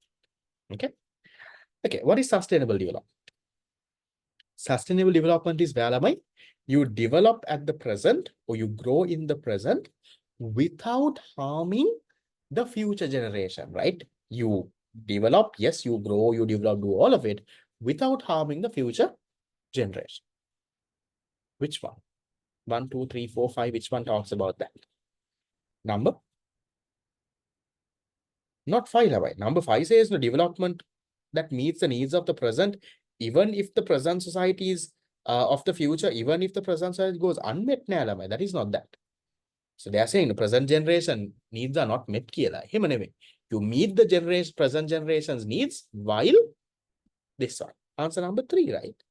Development that meets the needs of the present generation. Yes, you meet the needs of the present generation without compromising the ability of the future generation, without messing their thing up, you develop. That's what you call sustainable development. Very simple. They're asking for the definition. Answer number 3. Then 45. Absolute poverty line is drawn to show what? Absolute poverty line. How much is Sri Lanka's absolute poverty line? This number changes from month to month, but in the recent months, how much is Sri Lanka's absolute poverty? Roughly around how much? Roughly around 16 to 17,000. No, so roughly around 16 to 17,000 is Sri Lanka's absolute poverty line. This changes every month because of inflation. So what is absolute poverty line? Absolute poverty line is the minimum income one person needs in order to survive for a month. That is their minimum food and non-food requirement. So basic food requirement, that is the 2030 kilocalories per day, plus your essential non-food. You would have some clothes, you would have a place to live, you need to have, let's say, some form of electricity or some at least a oil lamp. So all of that, minimum how much one person needs. So it's roughly around 16 to 17,000 a month per person. That means a family of 4 people need this number into 4. So and whoever who earns below this level are considered to be in poverty. That is what we saw in 2019 survey. They said 14.3% people in poverty. That means in 2019, compared to the poverty line, 14.3% of the population were below. That's the poverty head count index. Okay, so which one talks about this line? The absolute poverty line is drawn to show the most extreme level of poverty that is found in a society. Then, yeah, in Colombo, it might be not enough. The estimated minimum level of income needed for subsistence. I think that is correct. So absolute poverty line is showing the minimum that you need. Number of households that are poor relative to the norms, that is like relative poverty. Areas of a city which poor is concentrated, average monthly income of the lowest, no. Number one, that is the estimated, how much minimum you need, Lamai, to satisfy this. If loans are taken to satisfy basic income will be included. That depends on now. Every month also you can't keep taking loans. No? So this is Lamai. Now, if you are very rich enough, Lamai, and you're not working, I don't think you're in poverty. This is like they take average annual income again and they look at. They don't just look at 1 month you don't have a job. So therefore no poverty. Then 46. Lorentz curve is used to measure which of the following? What does the Lorentz curve look at, Lavai? You look at, you have the line of perfect equality, then you have the Lorentz curve. Here you have, Lamai, your share of your population. This is the share of income. So what do you look at, Lamai? The ratio of income to wealth of different countries, not the ratio of income to wealth. Ratio of public to private goods, no. Ratio of income inequality to income equality. Could be, right? You look at income inequality and income equality in different countries. The ratio of highest to lowest percentage of income receivers, not just the highest to lowest percentage. So the ratio of non-working age to working age, never. Income inequality to income equality. Yeah, I think 3 is a better answer. Can you just recheck your past paper answer also, 2020 question 46. Number 3. Yeah, okay. If income and wealth are different, like income means like profit and salary, wealth is like profits. Yeah, so wealth can be everything. For example, my bank balance is my wealth for me. My income might be my monthly salary. Not different countries. You can look at different countries now. So by looking at the Lorentz curve, by looking at the this one, you can look at compare different countries. Why is the fourth one wrong now? Because it's not just the ratio of highest to lowest percentage of income earners now. It looks at how the income is distributed, how equal and unequal. It's not just that these people get this much, these people get this much with Rakneve. So it's not just that. So it's a little bit broader than that. That's why we will go with number 3. Then 47. Under which category of unemployment does the marginal productivity of worker is 0 or close to 0? This week's past paper in the mock series. Yes. Very unfair, no? You can get all of this correct. Where does marginal productivity of labor equal to 0? Marginal productivity means this guy is not contributing. Where? I explained that in the very first question also, initially we had. That is disguised unemployment, right? Disguised unemployment is where you have a job. But a job එක create you have nothing to do. Now, for example, let's say for a bus, you need how many employees? 2 employees, conductor and driver. But in the Sri Lankan Transport Board, for one bus, you have 4 employees. So the other 2 people, they are just sitting in the depot and waiting until these fellows go around and come. So they are not really doing anything. Marginal product or productivity is 0. You're just there. This is like Lamai. Now, this guy is the unemployment. Easiest way to remember Lamai, you all have done group projects in school. So in group projects, there is this at least 1 or 2 fellows who never show up, but their name is there in the cover page. Paukila, you put the fellow's name. And that is this guy's unemployment. They are in the group. They are there for everything, but they don't really contribute. Yes, maybe that might be you also. That is what Lama discussed. Disguised unemployment is you have no contribute. So, what do they do until the other people go in the bus and come? Maybe I don't know. Maybe they chat and wait in the depot. Okay. So answer 1.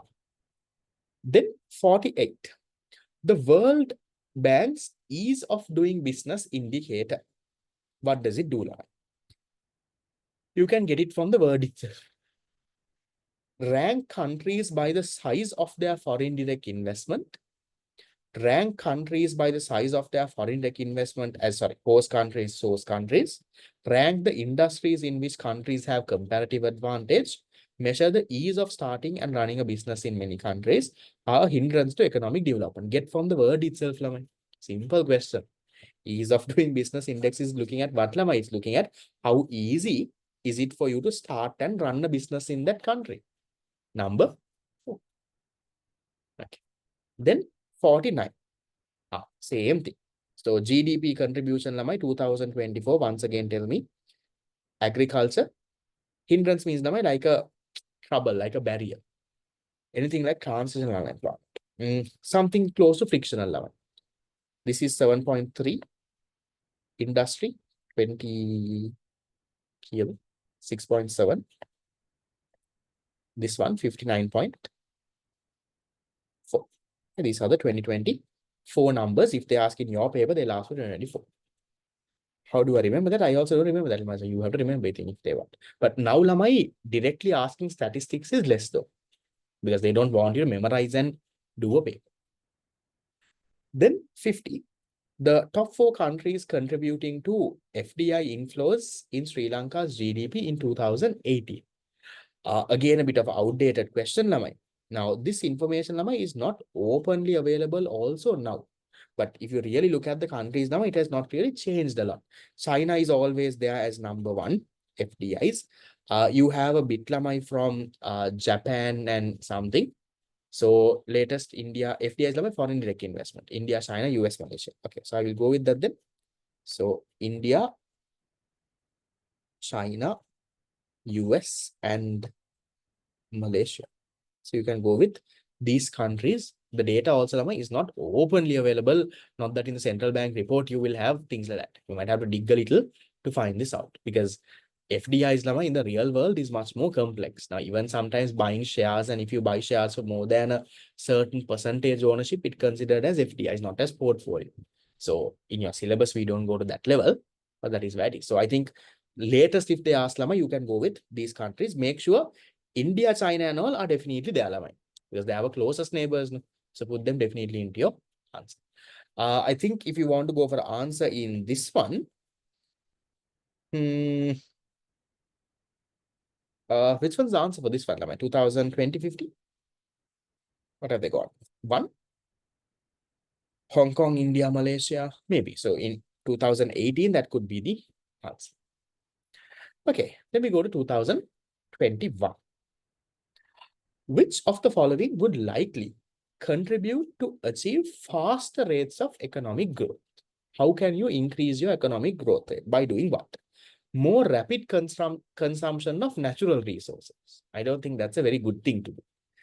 Protective trade policies. Protective trade policies, you don't allow imports to come in. You put tariffs and all of it. I think that's a barrier again. Higher government funding for research and development. That could be a thing, Lamai.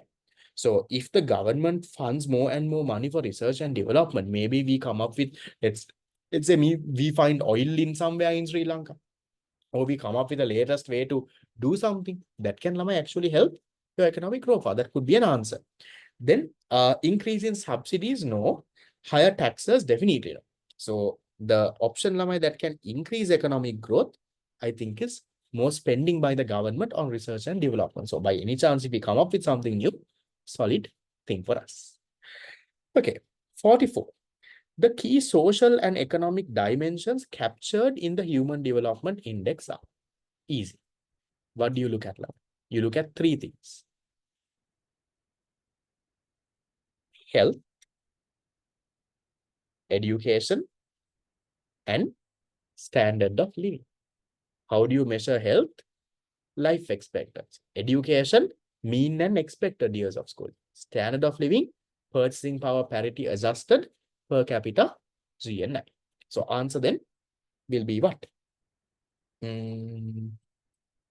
Could be 1, no? This, and that. Then 45. The table below shows the income share by quintiles of income receivers in a country in 2010 and 2020. So first quintile, fifth quintile, all they're given. According to the table, what can you conclude? So they've given the income shares. Easy way to look at this is, look at the first and the fifth quintile. That is what you can look at. So first quintile and the fifth quintile. So if you look at the first and the fifth quintile, balanna what has happened? First quintile can 20%. So the poorest 20% in 2010 got 5% of the income. Now they are getting lamai only 4% of the income. So the poorest fellow share fell. And richest fellow earlier got 45%, now is getting 50%. So the income inequality lamai has increased or decreased. The poorest fellow share has gone down even more. Richest fellow share has gone up even more. The income inequality has increased. So that's how you can look at it, Lamai. And then look for the answer. There has been an improvement in resource allocation. We don't know. Distribution of income became more unequal. Yes. Income distribution became more unequal.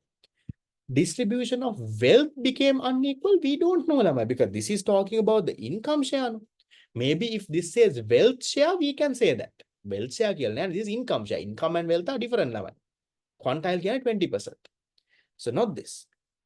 How to find where the fifth is for the rich? Quantiles lemma is from the poorest to the richest. That's how you rank the quantiles. If you know the Lorentz curve, 20%, 20%, 20%, the poorest 20 to the richest 20.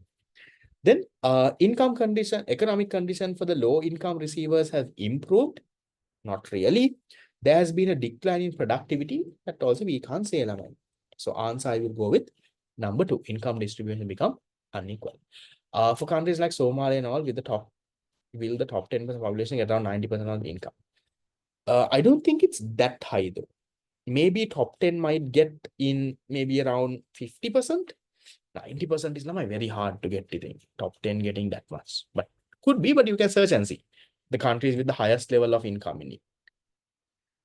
Then 46. Same question like before. Some of the typewriter operators without computer skills lost their jobs as computers started to dominate the field of word processing. This type of unemployment is called what? I told you.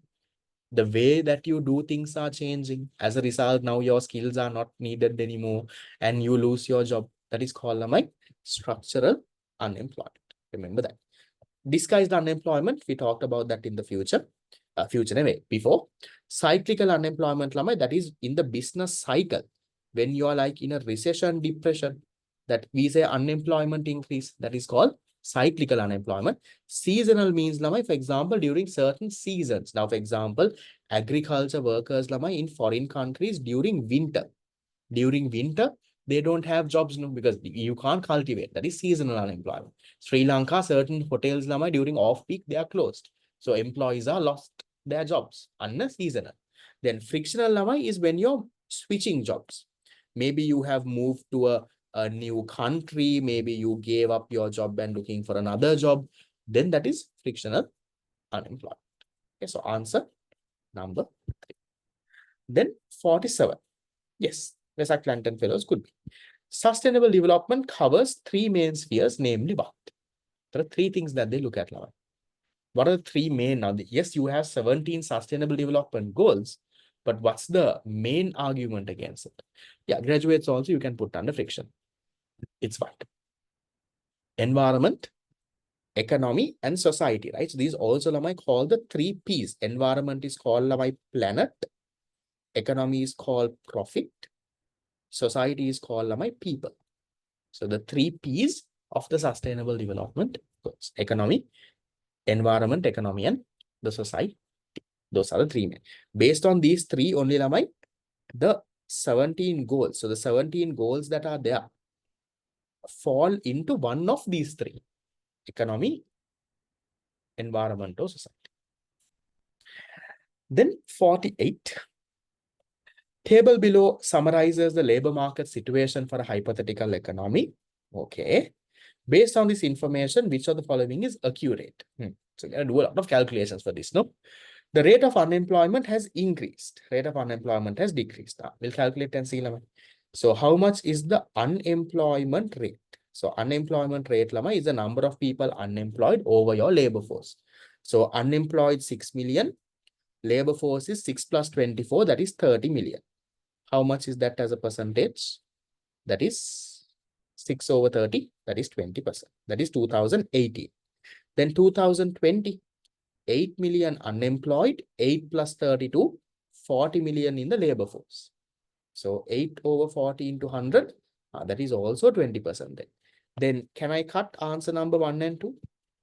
1 says unemployment rate has increased, 2 says unemployment rate has decreased. Unemployment rate has not increased or decreased, it remain unchanged. So then 1 and 2 is cut.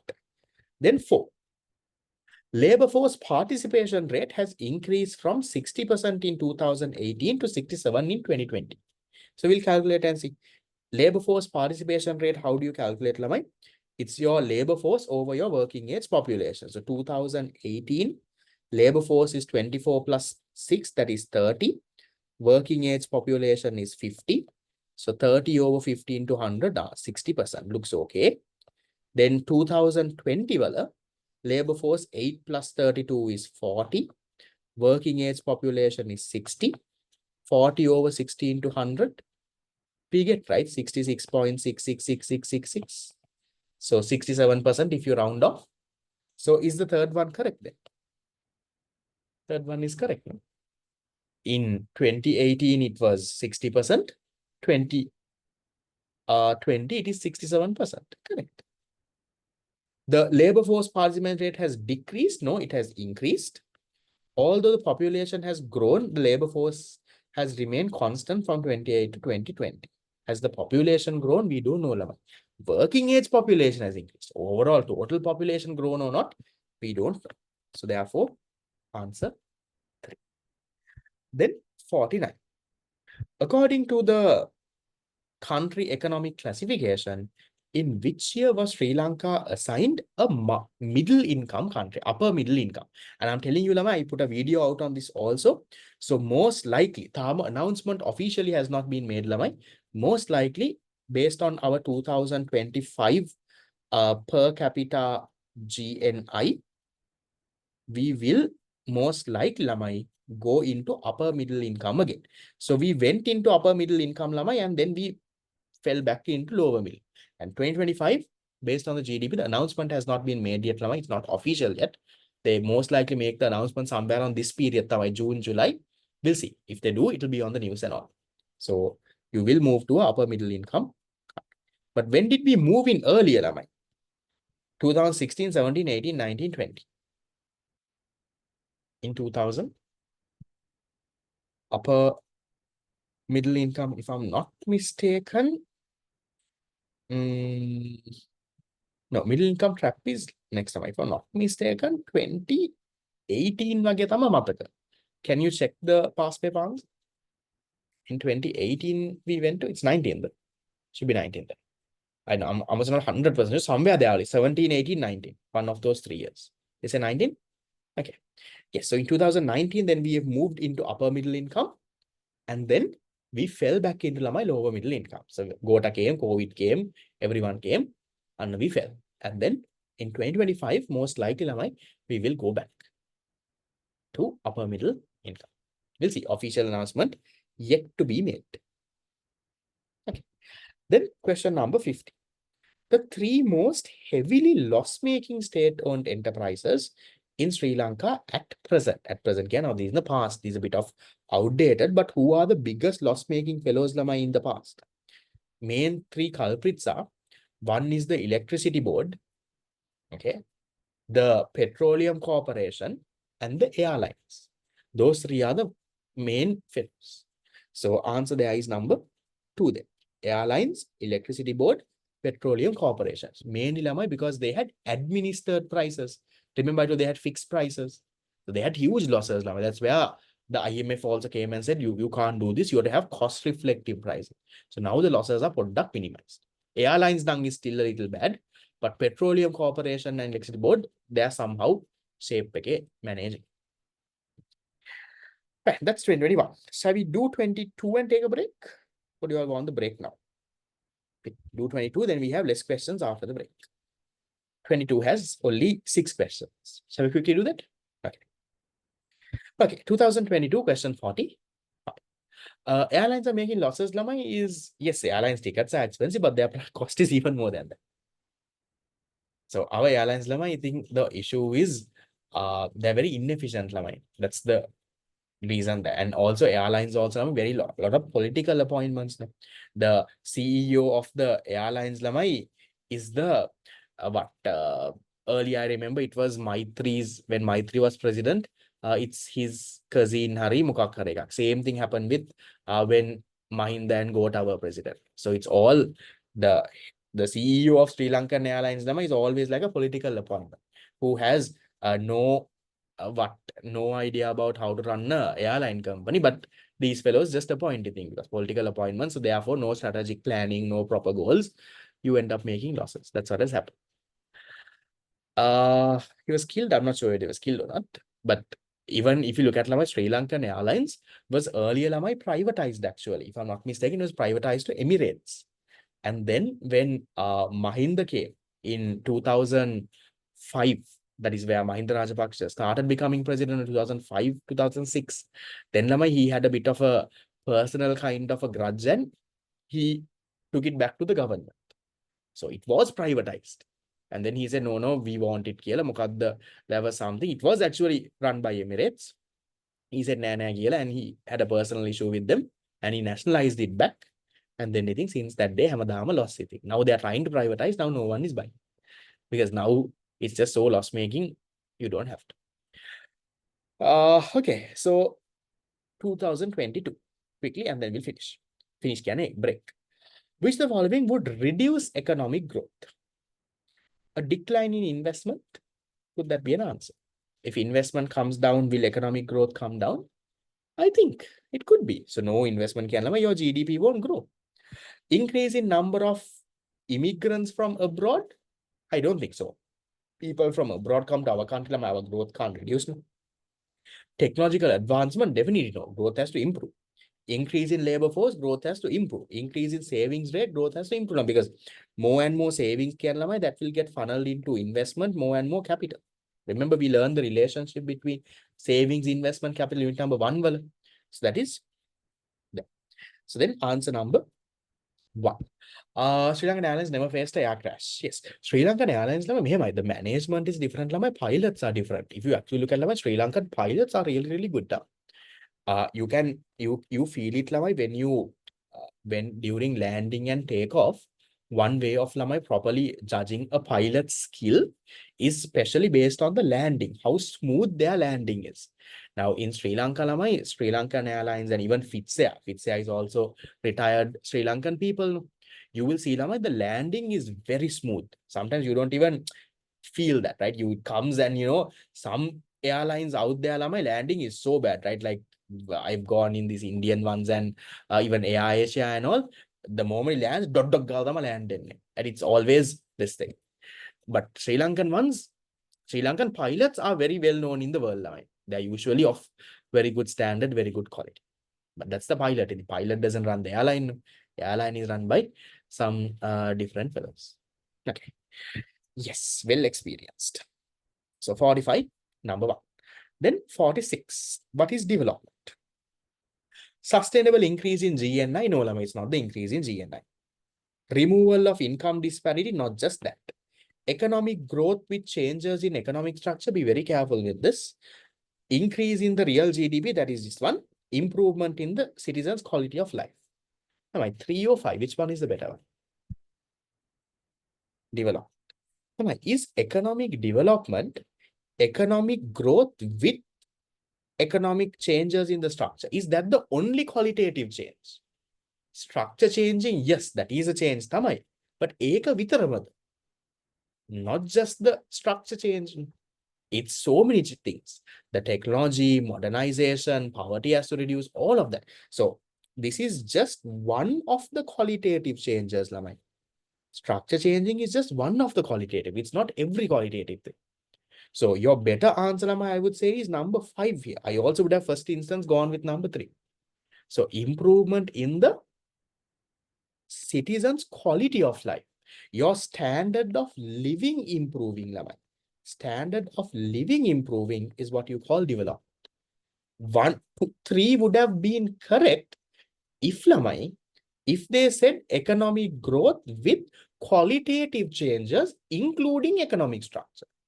Economic structure change is not the only qualitative. That is where that one goes wrong. But economic growth is not there in this one, Lamai. For quality of life to improve, Lamai, growth has to happen. Indirectly, that is happening. That is It doesn't have to be explicitly said.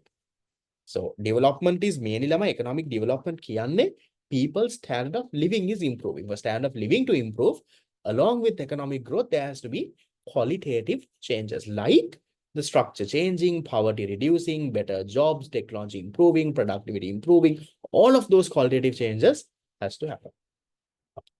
Then 47. Which of the following policies is most likely to make a country's income distribution more equitable, more fair? What is the policy? Establishing a general sales tax. A general sales tax, I think it will end up becoming regressive. I don't think it will make it equitable. So not this. Establishing a progressive income tax. Could that be the one lamai that makes it more equitable? Yes, no. If you have a progressive income tax lamai, then the rich people gets charged huge amount of taxes, poor people get charged less. So that could be the answer. Eliminating excise taxes on luxury, no. So luxury goods lamai now, for example, motor vehicles and all luxury vehicles lamai, there are huge excise tax. If you eliminate them lamai, that is good for the rich person. So you have to try to bring the rich person down and poor person up. So not this. Proportionately decreasing tax of all income? No. Reducing subsidy on education and health, then the poor fellow only gets harmed the most. So answer number 2. That is what will most likely reduce income disparity or make it more equitable. Then 48. Which of the following is dot, dot, dot, dot. So how much am I in the 2019? This one. 14.3% is your poverty headcount index. District with the highest poverty was what? We wrote down the top 3 was Mula. So answer should be number 3. 14.3% is this one. And Mulativ was the district with the highest poverty. So far, Lama, this is the latest that we have. No poverty survey has come again.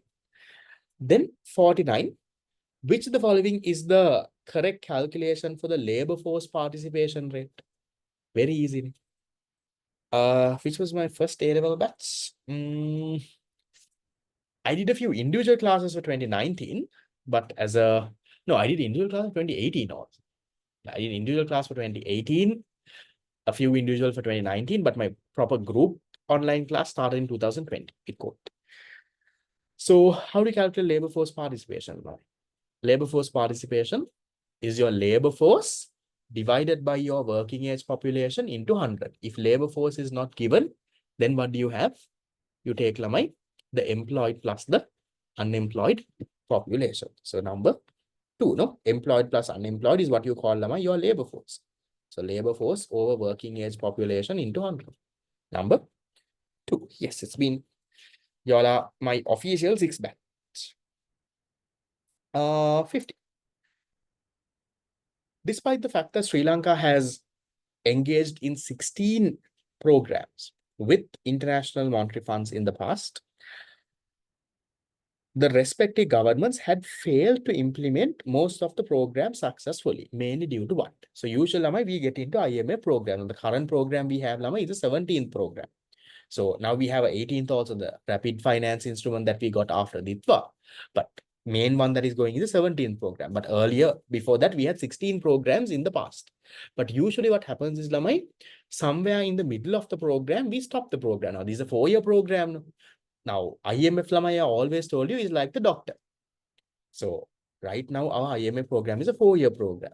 Now, usually what happens is, Lamai, you get into a program, but let's say 1-2 years later, once things are good, you don't listen to the IMF, then IMF stops giving you money, program is cancelled. That is what usually happens in Sri Lanka. Now, so far, Lamai, we have not done that. So far, we have listened to the IMF, we are following their guidelines, we are doing all of that. Now, these like, for example, even when you go to the doctor, now usually, Lamai, when you get sick and go to the doctor tells you, don't bathe, don't drink anything cold, they tell you, and then you take the medicine also. And how many of you all have realized now the last few days medicine tablets be and first few days now tablet on time, you drink all the tablets, soup BB, hot water BB, you will be there. But then when it comes to the 5th day, 6th day, once you're back on track and you're okay, you stop listening to the doctor. You don't drink the medicine, you do whatever you want, ice cream, kanawa, go and bathe, you do all that things. So that is the same thing, Lama, that happens in Sri Lanka with the IMF program. So With the IMF program, what happens? We get into the IMF program when we go into a crisis, but then few years down the line, once things get okay, you're like, you don't listen to them. They are also like, then you don't listen to me. I'm not going to help you here. And it goes off. That's the thing. So which one is this? Yes, the politicians will shout, they will do whatever they want. The lack of commitment in meeting agreed reforms attached to such programs, I think that could be the thing. Availability of adequate funds from capital markets, not really. Heavy reliance on currency swaps, smooth inflow of foreign investments, flexible, no. So this is Islam. After a few years, what happens is Lama, you don't commit to these funds because remember, IMF Lama gives you the money every 6 months. No, every 6 months to give you the money Lama, they give conditions. Conditions met nang tamai Lama, they give you the money. So once you are better Lama, you don't follow the condition. You're like, you do whatever you want. I will do what I want here. Then IMF gets mad. They're like, you're not following my conditions. You're not meeting my targets. We are stopping giving the money here. And that program gets stopped halfway. So in Sri Lanka, Lama, in the past 16 programs, if I'm not mistaken, we have only completed around 9. So 7 programs have got stopped halfway. They're asking you, why has it got stopped halfway? So the reason is, Lama, Panditayavage, you do this. And since we are talking about the doctor also, a bit of advice for you all, Lama, please be very careful in this last, I don't know, how many days do you all have now? 45 days? In this last 45 days, there is a surge in dengue also that is happening these days. Please be careful because these days, Lama, if you fall sick, that's a lot of work that you're going to miss. So take care of your health because I also know my students who have been very smart, studying hard, but right closer to their A-level exam, they fell sick and they couldn't do the paper, Lama. That is very sad. So then you have to wait for one entire year to do it. During the A-level paper, Lama, they were admitted in hospitals. So I hope and pray that is not your plight. What is meant to happen will happen. But on your end, try your best to stay safe, Lamai. The food that you eat, be careful. Don't get wet in the rain. Especially be careful with all the mosquitoes and all also. Especially if you're in an area with Lamai that has a lot of this water and with rains and all, Lamai, very easy for you to even get like something like dengue. Imagine you get dengue and 1-2 weeks of your study time is gone. That's a lot of time, Lamai. So be careful with that. Okay. And also be careful with this, Lama. Even like the boys also, the sports and all also that you do. Because I had a friend, Lama, during A-levels. The fellow was playing football and the ball knocked his hand and his hand broke. So luckily it was his left hand, but it was very hard. So to put a gall bandage and write A-levels kya nama lazy na. Okay, so be careful, right, with your sports or whatever also. Sometimes school last day you have your fun. Be careful when you have your fun, Lama. You break a leg or break a hand, then that's a huge loss for you. Okay, so we'll take a small break and then we'll get into Lama, the last 3 papers that we have. So it's 8:55. I'll give you how to increase immunity. I'm also not very sure. You have some vitamin C for cold also. We'll take a break until 9:05. Class is until around 10 Lamai. So we have 3 more years of papers and then we'll have one final quiz and we'll finish the paper off. So take a break until 9:05 and come back. We only have 3 more years. Those are the latest 3 years that are there. Okay. Make sure you come back.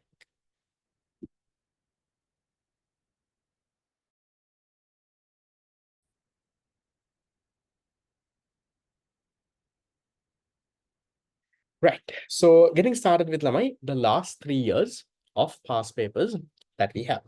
2023, 2020. So give me answers fast. Faster we do, faster we can finish. 43. Many governments adopt sustainable economic growth as a macroeconomic policy. What is meant by sustainable economic growth? Similar question was there before. Which one now? Increasing current productive potential of the economy as fast as possible. Increasing current productive potential of the economy by using low-cost resources. Increasing current production potential of the economy without reducing future production potential. increasing future productive potential of the economy as fast as possible, increasing current production potential to minimize the economy's dependence on natural resources. Which one, Lamai? Which one do you think is sustainable economic growth? Sustainable growth is where, Lamai, you try to develop at the present or grow in the present without harming the future. Ne? So which answer talks about that? Answer number 3. Increasing the current productive potential without reducing the future productive potential of the country. Good. Then we go to 44. Which international organization publishes the Human Development Index? Now we talked about this Human Development Index. Who makes it? Who makes it and publishes it and gives the ranks? How? The United Nations Development Program. They are the people, Lamai, who constructs the Human Development Index. That's the answer there. 44, number 2. Then 45. The World Bank currently uses the international poverty line for low-income countries as how much? $1, 1.75, 2.15, 3.65, 6.85. So how much is the international poverty line, Lamai? International poverty line, if you're below that line, Lamai, you're in poverty. So right now, how much is it, Lamai? We'll forget about what it was in the past. So right now, Lamai, how much is the international poverty line? They've updated it. How much is it? Earlier, it was $2.15. The answer for this, I think, should be 2.15. Now, how much is it? Now it is, Lamai, if I'm not mistaken, it's $3 a day. So if you're earning less than $3, we'll see if they have updated it after that also. So international poverty line.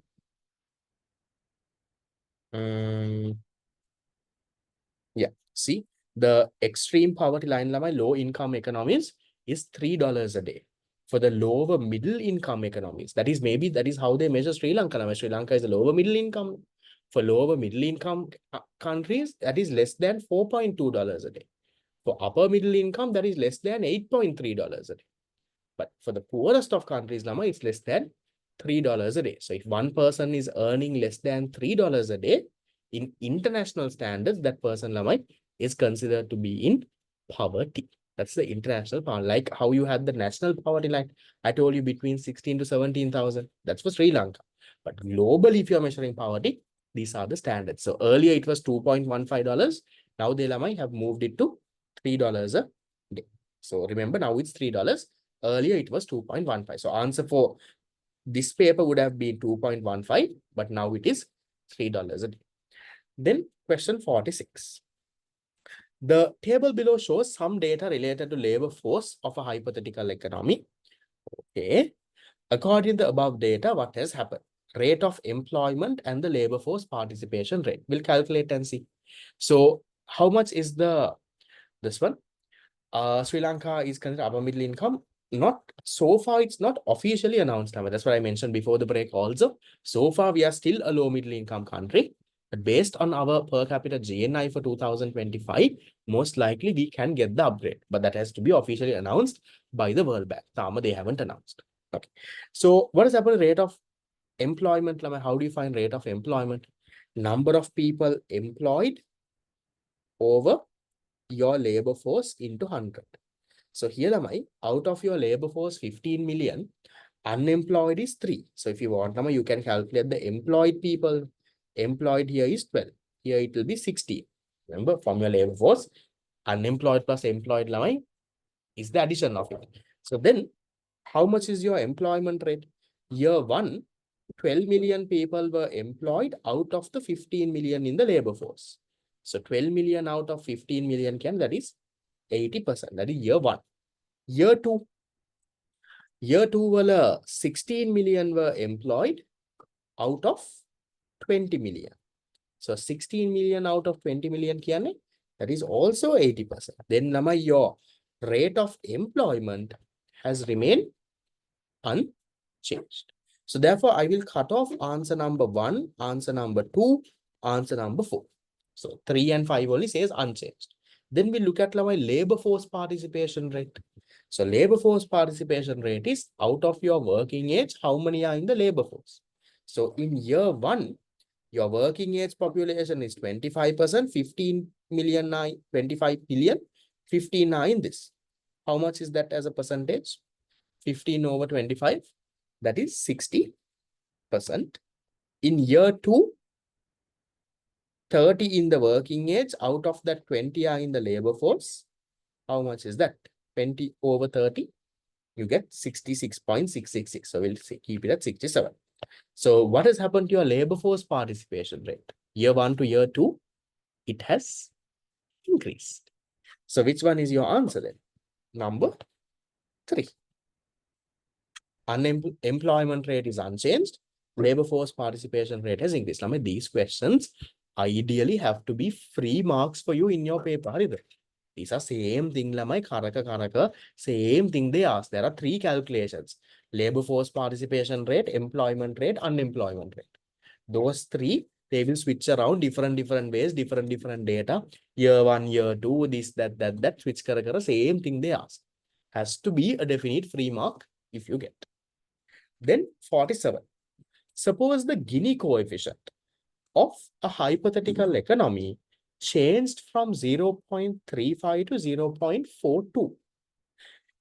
An increase in which of the following is most likely to have caused this? So Gini coefficient has increased. Gini coefficient has increased. Your income inequality has increased or decreased? Income inequality has increased. Okay. Then the question is asking, an increase in which of the following would have caused this? So an increase in the value added taxes on essential consumer goods, increase in the tax-free threshold for income taxpayers, increase in transfer payments for unemployed, increase in business spending on training, increase in government spending on social safety nets. I'll cut off directly answer number 3 and 5. Because 3 and 5 will definitely make it more equal. If you increase government spending on social safety nets, that's for the poor people, that will make it equal. If you increase transfer payments for unemployed, that is also helping the poor unemployed person. That also will make it equal. So 3 and 5, definitely I can cut. Then I am left with 1, 2, 4. Which one is the next thing you think I can cut? Number 4. If you increase business spending on training, if the businesses are spending more and more money on training, that is helping the low-level employees, right? That is helping them to increase their income.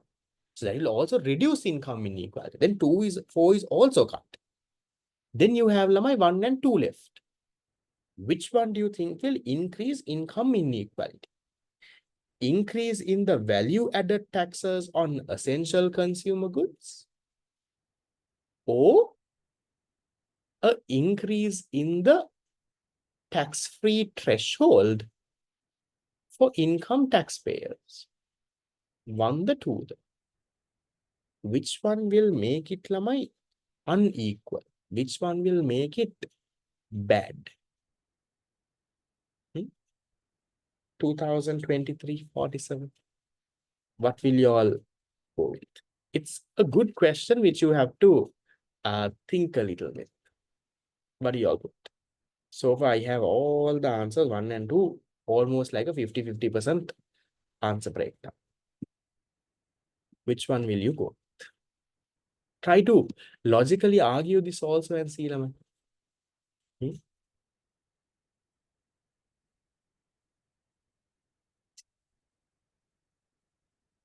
So, this is a bit of a tricky question.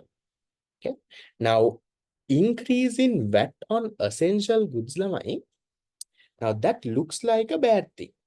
Right? Increase in VAT on essential goods, looks like a bad thing, But don't you think, that will affect both the parties?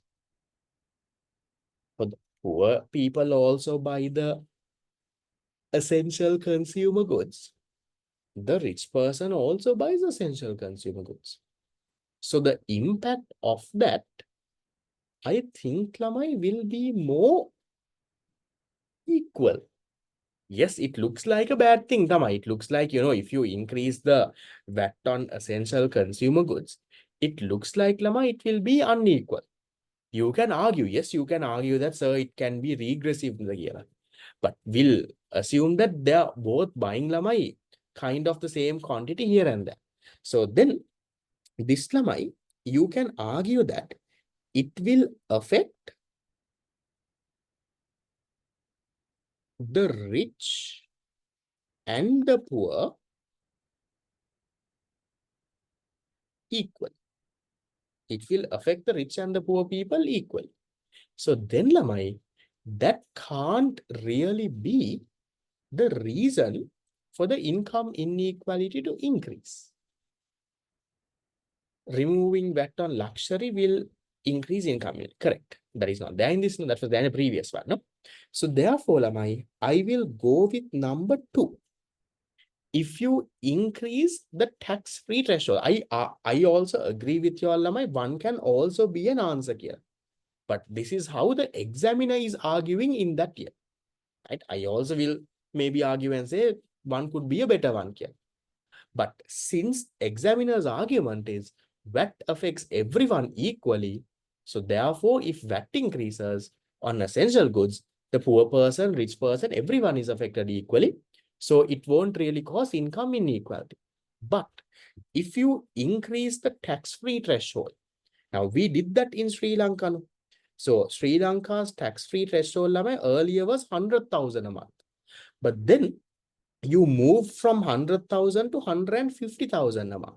So then, Lamai, for the poor person, that is not affected anyway. No? Someone, let's say, who is earning 25,000 a month, when the tax-free threshold goes from 100 to 150, there is no impact on the poor person. Poor person doesn't get benefited from it or doesn't get harmed. But let's say like a middle income earner, Lamai, who was earning 125,000 a month, earlier he had to pay tax because earlier the income tax threshold was 100,000 a month. If you're earning above 100,000, pay tax. So earlier this person earning 125,000 has to pay tax. But now, because the income tax threshold is 150,000, this middle income earning person, Lamai, actually benefits. So he gets exempted from the tax because now he's below the threshold. So ideally what has happened here, Lamai, the poor person has not really got benefited at all, but the middle income person, not really the rich person, the middle income person's income has gone up. So broadly, if you compare the poor person and the middle income person, their income disparity has widened, Lamai. Poor person is still at the same level, but middle income person benefited because they increased Sri Lanka's income tax threshold to 150,000 a month, or in other words, 1.8 million a year. So that is what the examiner's argument is, Lama. So because of that, the examiner says, this is what will then cause the income inequality to rise because the middle income earner, yes, it's a bit of a tricky question, Lama. This is like those questions I told you they put so that people don't get 100 out of 100. One looks like a very obvious answer, but then the examiner's argument is no. So I also agree with all of you all who are sending messages in chat box saying, sir, yes, it will affect the poor mono kiela. I also totally agree with your argument. But sadly, that year, that is not the examiner's argument. So examiner's argument is, I also will agree, Lama, if you put taxes on essential consumer goods, I agree with you that the poor person will have a bigger burden for you. But that is not the examiner's argument in that. Examiner's argument is you will affect it both equally for whether if it's a VAT, 18% means equally for both people. That won't cause income inequality. But increasing the tax-free threshold could be the one. Because if you increase the tax-free threshold, the poor person anyway doesn't get affected. But the middle income person, his income he gets exempted. So his income gets affected there. So gap between rich and poor widens. That is the argument. That is how they gave marks for 2. In your annual paper, marks were allocated for answer number 2 and not answer number 1. That's a bit of a tricky one. But those questions, Lama, I think sometimes it's very hard to get those correct. Because on the day of the exam, Lama, you don't know how the examiner will think. Because I remember, Lama, when the paper came out and I was looking at, in my head, I was also thinking answer number one. But then when the marking scheme came, I realized they have given marks for number two here. And then I was looking at, okay, how is the examiner giving for two? Then figured out, okay, this is what examiner's argument is. So you can argue in different ways. So even if I did the A-level paper, I think I would have gone with one. Okay. So they have not given for both. Anyway, there will be 1 or 2 MCQs like that, Lamai. That is to make sure you don't get 100 out of 100. If you can't get it correct, good for you. But that is natural, Lamai. Even the first in the island will get few of the MCQs wrong. Okay, that's normal. Don't worry. Then 48. Which the following situations describes the primary objective of the Samurdhi program? Now, Samurdhi has been replaced by Aswasuma. But what's the main objective, Lama? Samurdhi, Aswasuma, all, what does it do, Lama? It helps the poor people by giving some money, right? Social safety net. What's the objective? Reduce unemployment? No, that is not the objective. No. Reduce poverty and income inequality? I think yes. Same with Aswasuma. Aswasuma also, for the poorest people, Lama, to help them from not falling to poverty, you give. Encourage small enterprises, no, support higher education. What is this, Lamai? There is a name for this program. Supporting higher education of children in low-income families. What does the government give? I tell you, in university, I also got. You get what? Mahapola scholarship. I got not because I'm poor, you get for your island rank, Lamai. If you have this one, so maybe you all also can. If you are getting to local uni, Lamai, to get Mahapola, I think now they give 10,000 a month. Our time we got 5,000. It became 7,500. I think they increased to 10,000. So you get like 10,000 a month there. So if you get 10,000 for two criteria, one is if you're really poor, you will get that money. Or if you have a good island rank. If you have a good island rank under merit category, you will get things. And that's some good source of pocket money. Every month you get something. So that's Mahapola. That is not the thing. Promoting economic growth. No, that's not this. It's 9,000. I remember like the budget said 10,000. Then maybe 9,000. I don't know. I haven't got. Maybe must ask my sisters and see they applied. Don't know if they have got yet. They are also now in first year in uni. Must check with them and see. Okay, then 49. Okay. The Paris Club deals with primarily the restructuring of what? Are they in hostel? No, that they go from home. So which one is this one? President gave, yes, President gave Lama, I think 100,000 checks for not the top 100 in the island, the top 10 in the island, not 100. Top 10 in all three, not three, all the streams that are there. So one of my sisters got. She was the fifth one.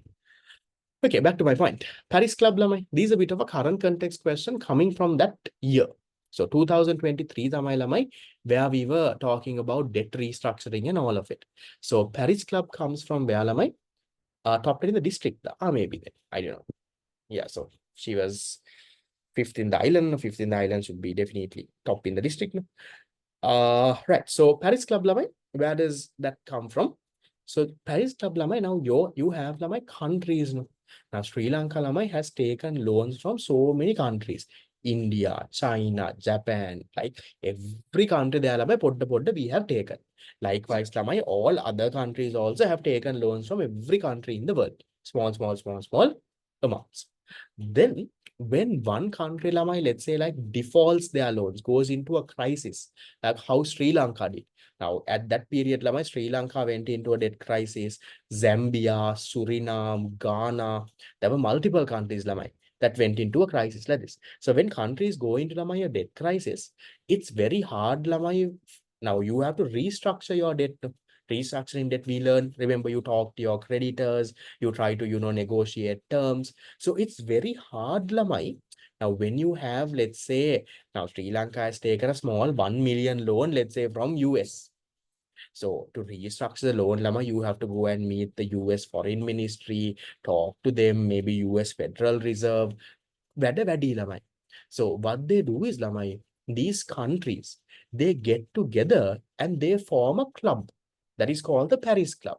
So then, if let's say a country like Sri Lanka has defaulted its loans, can't pay, you don't have to go to individual country and negotiate level.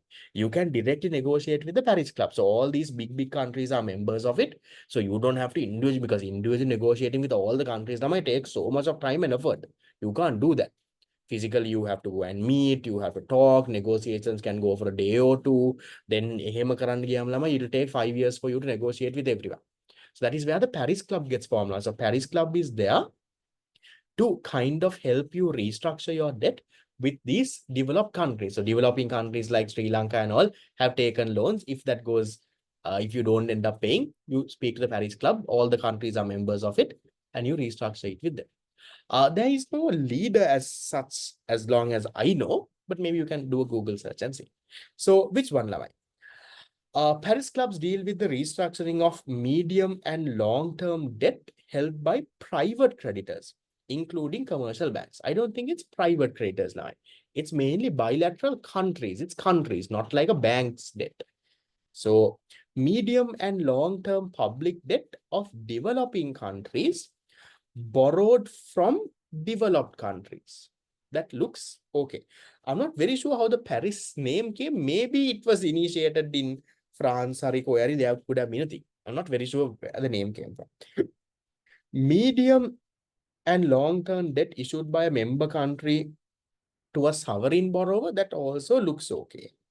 Public debt with short-term maturity, no, it's not just short-term, it's all the debt. So 4 public debt owned to multilateral organizations. No, multilateral organizations are IMF and all, not those loans. So which one do you think is the better answer? 2 the 3 the for 49. What do you think it'll go? So is it just developed and developing countries, or is it any country? I think Lamai 3 is a better one.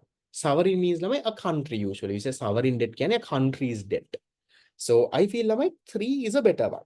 So medium and long-term debt issued by a member country. So members of the Paris Club to a sovereign borrower. A sovereign borrower again like a country to another country which has borrowed loans from them.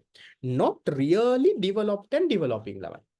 So that could be the answer. Was initially in Paris? Maybe that's how the name Paris Club got formed. So maybe it started in Paris. I don't think there is like a head office or something. Maybe you can search and see, but it's not like a physical organization. That's what. Police 10,000. Yeah, bursary is less. Bursary bursary is 9,000. Yes, Police should be more. Okay, so answer is 3. Then 50. What are the 3 state-owned enterprises that have been identified? Yes, even developed countries take loans. For example, US has so much of loans. So 3 key state enterprises that have been identified for restructuring under the IMF program. So is there a thing called London Club? I haven't heard. You can search and see. BRICS, can they ask about this year? We'll see. I am also not sure. So which one, Lamai? Which ones are the ones that are the most loss-making fellows? Those are the fellows that you have to restructure, change how they work, change their leadership, change their, objectives. We had a previous question also with the loss-making fellows. You have to give the treatment. So who are the fellows? Number 2, right? Petroleum Corporation, Electricity Board, and the airlines. Those are the biggest loss-making fellows. So those are the fellows that you have to restructure. Yes, those are the culprits. Okay, that's 2023. At 23, I feel now is a lot of current context heavy paper. So if you look at the MCQs, question number 50 was a current context question, right? Because they were talking about restructuring at that point. Question number 49 is a current context question. Question number 47 is a current, not 47, no, 47 is a tricky one. 45 is a bit of a current context statistic. So there was a lot of current context statistic questions in the 2023 paper. I think it was a bit of a difficult paper compared to the other papers that we did in the past. Railways, they are okay. They are not really local loss making anyway. They are shaped with it. Cement production railway gets the large scale benefit. I think both of them get it. It's the same. Okay. 2024. 2024 question 42. A central bank swap. What is a central bank swap?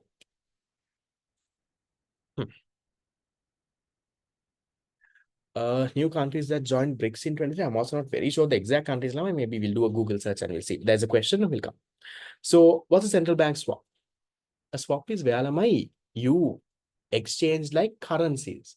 Now we central bank has got into currency swaps with commercial banks. They have got into currency swaps with let's say foreign countries. All of that they have done. So what does the swap do? You give your rupees and you get dollars from them. It's like a loan, but you don't call it a loan. It's a currency swap. Now Sri Lanka got into a currency swap with Bangladesh. So we got into a currency swap with Bangladesh during the economic crisis for 500 million US dollars. So what happens is Bangladesh gives us 500 million US dollars. We give them rupees. Rupees worth 500 million dollars.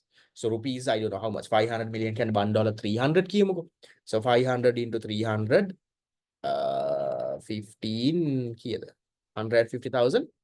Okay, so whatever, million rupees. But then, yes, we got into with China also.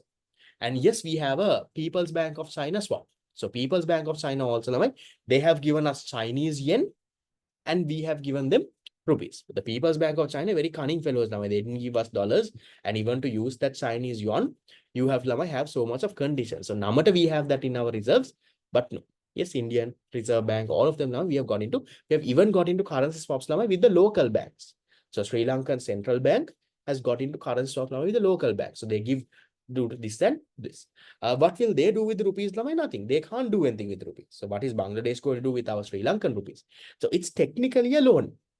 But in loan and ladjaine. So you say currency swap. So ideally, we are getting 500 million from them. We have to repay this. We have to repay. But instead of calling a loan, what we do is we give this. Yes, that increases your reserve. So right now, inside our foreign reserves, we have a 1.5 $1.4 million worth of Chinese yuan. That is inside 1.4 billion worth of Chinese yuan. So our total reserves are around 6.8, 6.9 billion now. Out of that, 1.4 billion is a swap that is there. So that is there. Yes, it's something like a collateral. You give your rupees and you take dollars, but then you have to take the foreign currency. You have to reverse that. So let's say it's a 1 year swap. So in 1 year, you have to repay the dollars with some interest also, and you take your rupees back. That's how it works. Yeah, if you repay, you get your currency back. So it's like a loan, but loan non-deno. So you call it currency swap. Then which answer talks about that?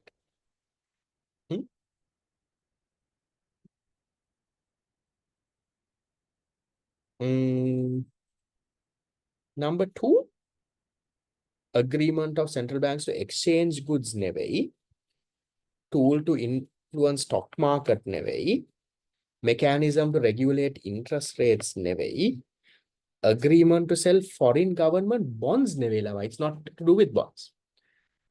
So answer is number 2. What happens if you don't repay anything? Then anything that again goes under like a default. Okay, so bilateral agreement between central banks to exchange currencies to stabilize the exchange rate or provide liquidity. So we have a bit of a currency problem. So we give our rupees and we ask for dollars. That's the currency swap story. This is the alama in your unit 11 and 12 tute at the end I have put. Then 43.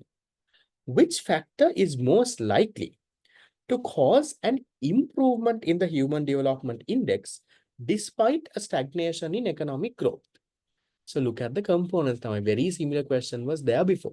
So if your economic growth is stagnant, then your purchasing power parity per capita GNI will not really improve. But how is your Human Development Index improving? That is because either the first or the second component, that is life expectancy, or the mean and expected years of schooling. We did a question before. So one of that is improving. Stagnant means lamai, it's not growing, it's just there. What happens if we fail to pay tax? Tax, yes, they can take action. So which one lamai? Which factors is likely to cause an improvement in the Human Development Index despite a stagnation of growth?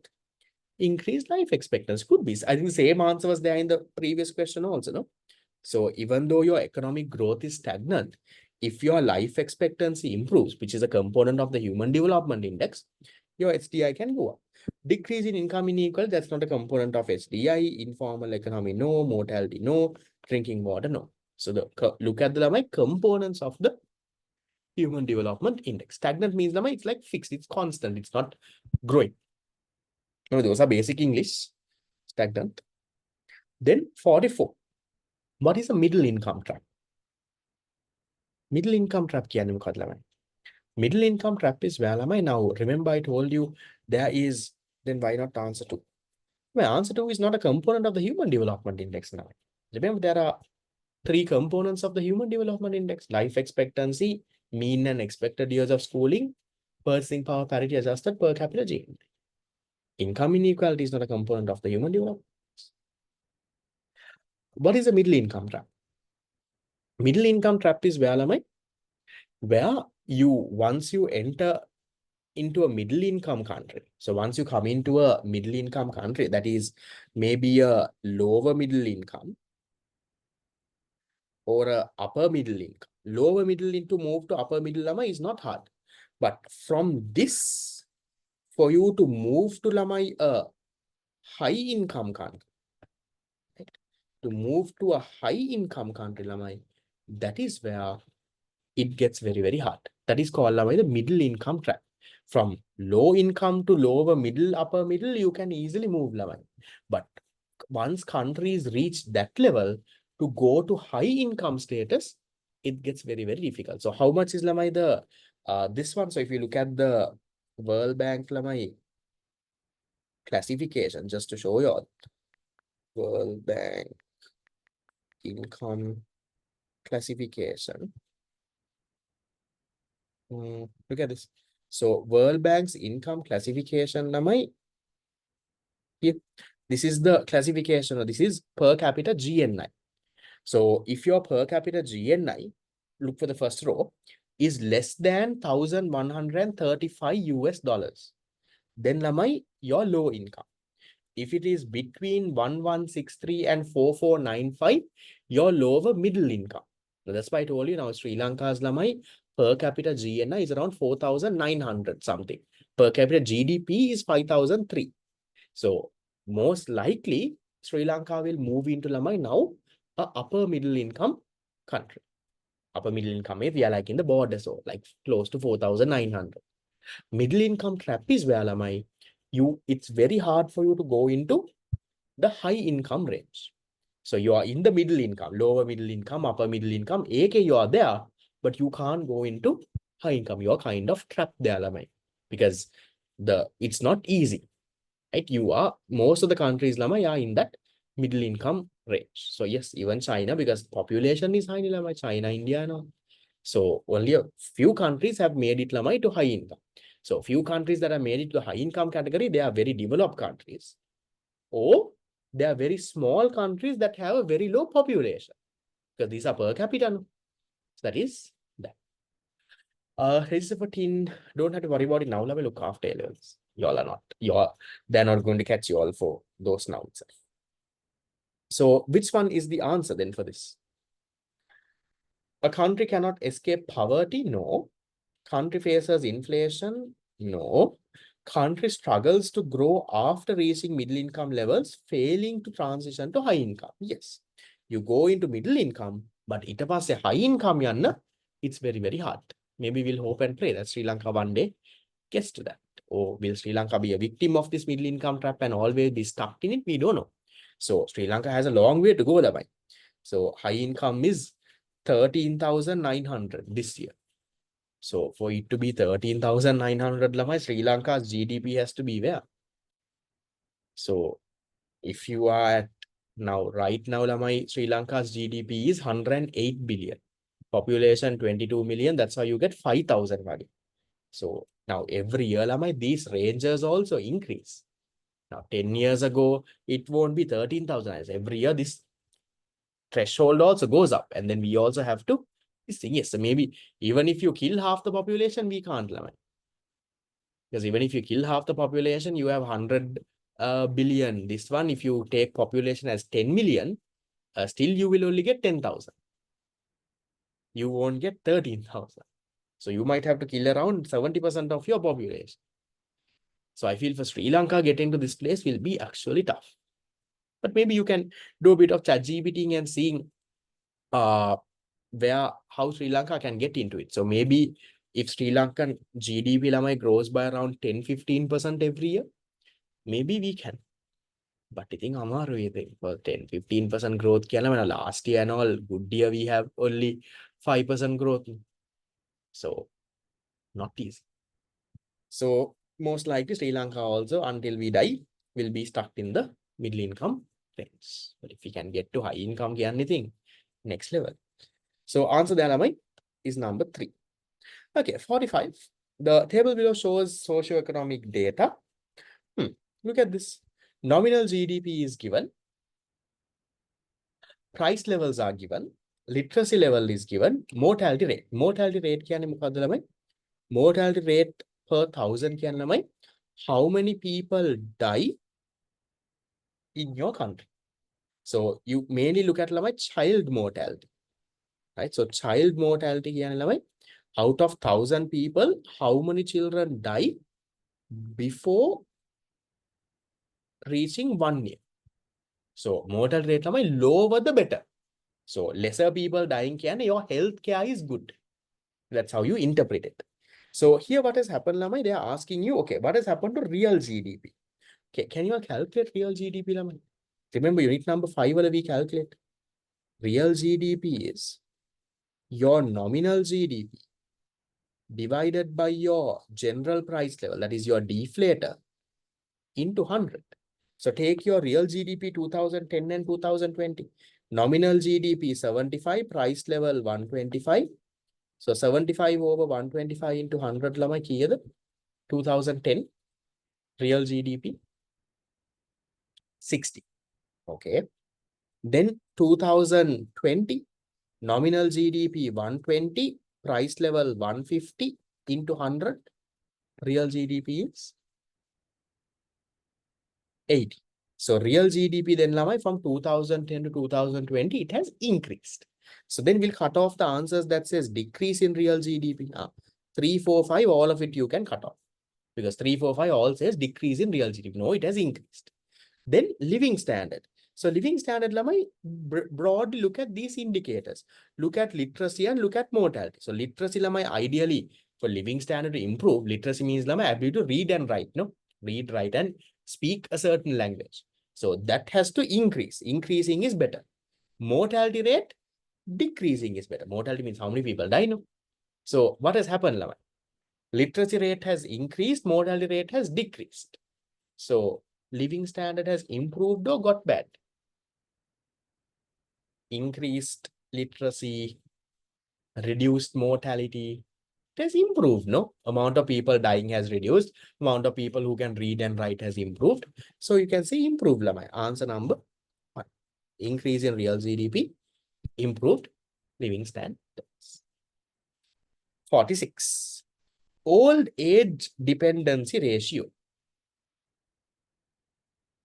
In Sri Lanka, around 1,000 babies are born per day in average. Maybe, I don't know. How do you calculate the old age dependence? Old age dependence is your elderly people divided by your working age population into 100. So then the question is elderly is monad. So here we'll cut off a few answers. Ratio of individuals age 60 and above to the total population? No. Individuals 0 to 14, never, that is small kids. 15 to 16 total population, never. You have lamai answer number 1 and 3. Which one is the answer?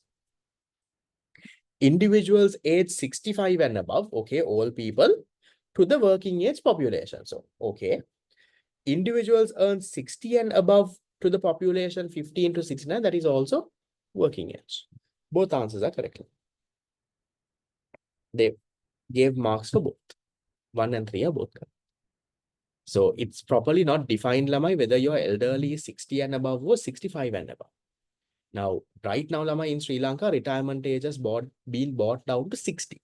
So right now, if you want, you can say 60 and above, Tamai, is this year. But both answers are equally. Maybe now, if you want to go with a better answer, I would go with 3. But marking scheme gives marks for both. Then 47. Which the following countries is most likely to have a high Gini coefficient? High Gini coefficient කියන්නේ ළමයි your income inequality is high. You have very high levels of income inequality. So which one do you think ළමයි has high levels of income inequality? A country with universal free health and education. No, if universal can means for everyone. If a country has free health and education, you can't say inequality is high, no. A country experiencing positive growth with low level of unemployment, that's also like a good thing. A country with a progressive tax system and extensive redistribution. That's a good thing, like progressive tax, and they are redistributing that income. Then that can't be unequal, that is equal. A country with bottom 10% of income earners hold 9% of the total income, that is good, Lamai. If the poorest 10% are getting 9% of the income, that is very equal. That can't be unequal, then that is also wrong. Then the last one should be your answer. A country with a large informal sector with minimum social safety nets. So social safety net tamai lama in Sri Lanka, we have Aswasuma. So Aswasuma is there lamai to prevent people from going into poverty. And large informal sector can lamai, so many people might avoid taxes, all of that can also happen. That could be the reason lamai that your income inequality is actually going up. So answer there, number 5. Then 48. What is the significance of the Colombo Port City project for Sri Lanka's economy? So Port City is a foreign direct investment. China has come and built the land. And what are they trying to do, Lamai? In that land, they have Lamai different policies. The tax rate is different. The governance is different. And what they're trying to do is, Lamai, they're trying to attract investments to that. So Sri Lankan companies, foreign companies, to all come and start there. So build their factories. Now, recently, you all saw the apartments that were launched, homelands, prime lands. They're building apartments there and they're selling that off also. So, Anna, to attract lamai investments into that. That is the objective there. So, which one do you think is the answer? It's a major initiative to attract foreign investments and trade. I think could be the answer. Aims to develop a shipyard for container handling. I don't think lamai. Prime lands is also doing, homelands is also doing lamai in Port City. Focuses on increasing domestic production. I don't think that's the main thing. Focuses exclusively on creating jobs in Colombo City. No. Prioritizes development in Sri Lanka's tourism sector over other industries. Not really, no. I think it could be number 1. That's the main one. My main thing is to attract investments and trade. Plans on moving there. Not really. 1, I'm not that rich to afford. 2, I don't really like apartment living. My wife is also not a fan. I'm also not a big fan. 1, it's expensive. 2, I like a house. I like a house than an apartment. It's good for investments, Lamai. So maybe something like a Port City kind of a thing. Let's say if I had money, I would invest on it now and sell it off later. Once it has been, now Stofa, they have not even constructed. No? So usually if it gets constructed, Lamai, you can, the price of it goes up. Then you can sell lamai. So for an investment thing, I would have considered it, but not for living, I would say.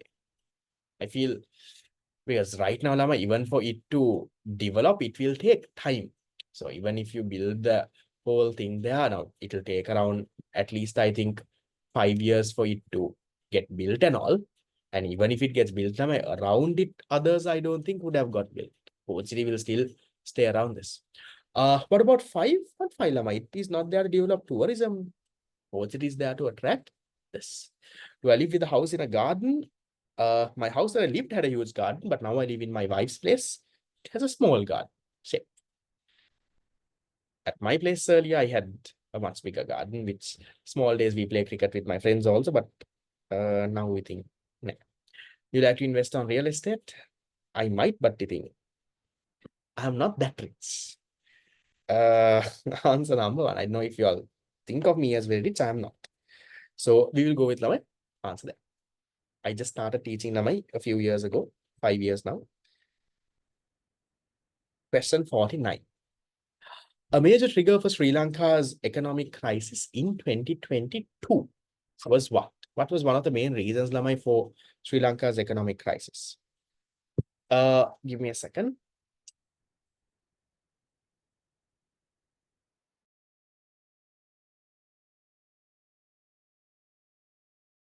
Which one? Decline in remittances. That was a reason, but is that the main reason? Okay. Excessive appreciation of the rupee, excessive depreciation. And that's not the trigger, that's like the aftermath of it, the result of it. Sharp increase in global oil, decrease in production of chemical fertilizer, unsustainable accumulation of foreign debt. What do you think is the main reason? I think most of it are reasons, but they're asking for the major trigger. The biggest reason, I think, Lama, is the fifth one, that we had so much of debt that we were not able to pay. That's why we stopped paying the debt. Exchange rate went for a 6. Reserves fell. That is this. Oil prices increasing, fertilizer issues. Those are also reasons, but that's not the major one, Lama. They're asking for the major trigger. So major trigger, Lama, we will go with unsustainable amount of foreign debt. Then the last one.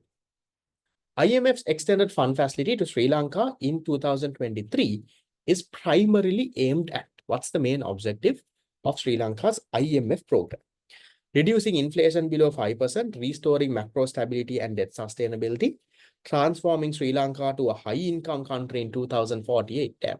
Remember we talked about high-income country? I think that is what Ranil was also saying. No, by 2048, according to his plan, he will move it to a high-income country. Then people were questioning, what did you do all this time, Kiela? Supporting a fixed exchange rate regime, privatizing state-owned enterprise. What's the main objective? Like number 2, no? To restore macroeconomic stability, to keep the exchange rate, interest rates, inflation all stable, and make sure your debt is sustainable. Not just keeping inflation below 5%, not one. So number 2, that's 2024. Okay. With that, we go to the very last question paper in our past paper class. And with this, our past paper class is also done and dusted.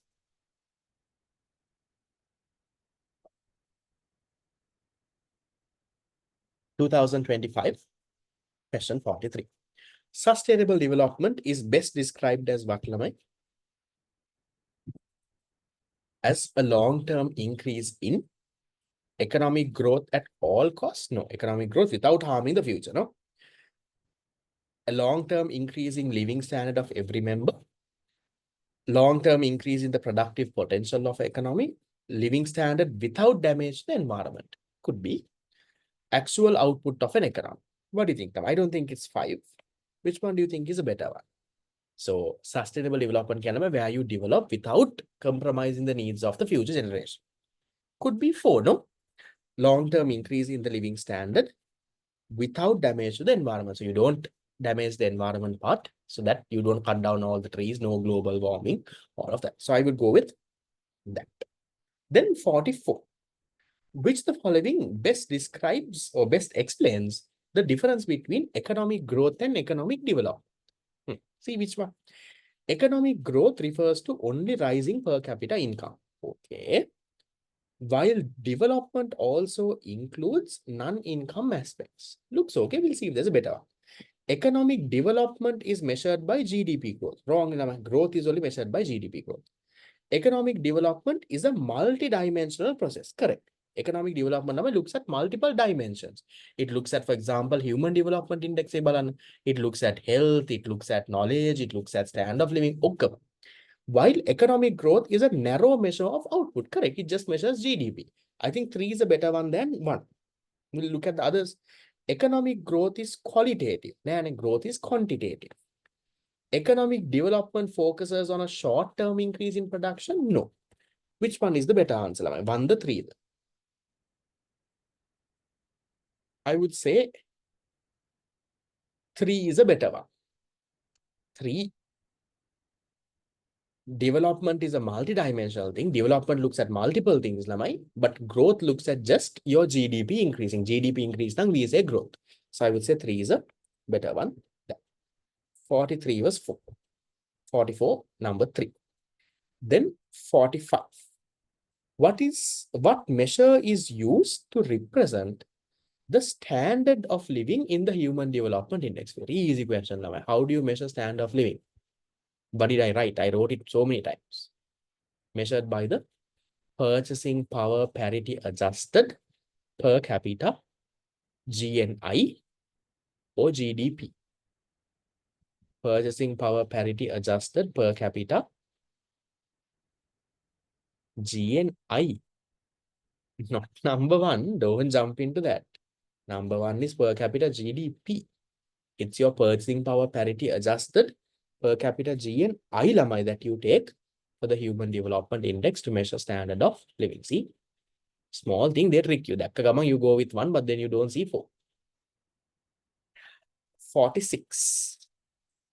Sri Lanka's GDP per capita and GNI per capita in 2023. So we'll take 2024. 2024, how much is our GDP? 2024 Sri Lanka's GDP was here. Should be there in this thing. Where is that?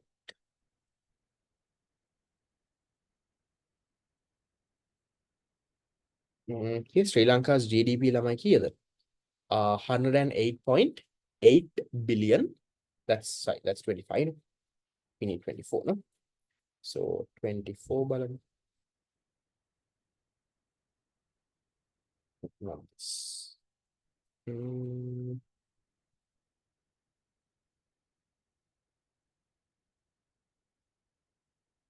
Yep. Real sector, population, unemployment, GDP. GDP in US dollars, 2024, 99. This one. 99.6. 99.6. 2025, it is 108. So 99.6 billion GDP. Then GDP was 99.6 billion US dollars. How much was your GNI per capita? GDP per capita lamai was around 4,546. GNI lamai will be a little less. So here GDP per capita, GDP per capita lamai 4,546. Our net primary income is negative. No? So GNI per capita will be a little less. So 4,546, go with the one that is closest. GDP per capita is 4546. 4546. 4546. So GNI per capita might be a little less than this level. So which one can be your answer? Number 1, closest. That is 2023 though. Yeah, 24 now we looked at. So 99, we don't have an answer now, right? 99 and somewhere close to around this. Okay, that's 2024 numbers is what I get. Okay, then 47.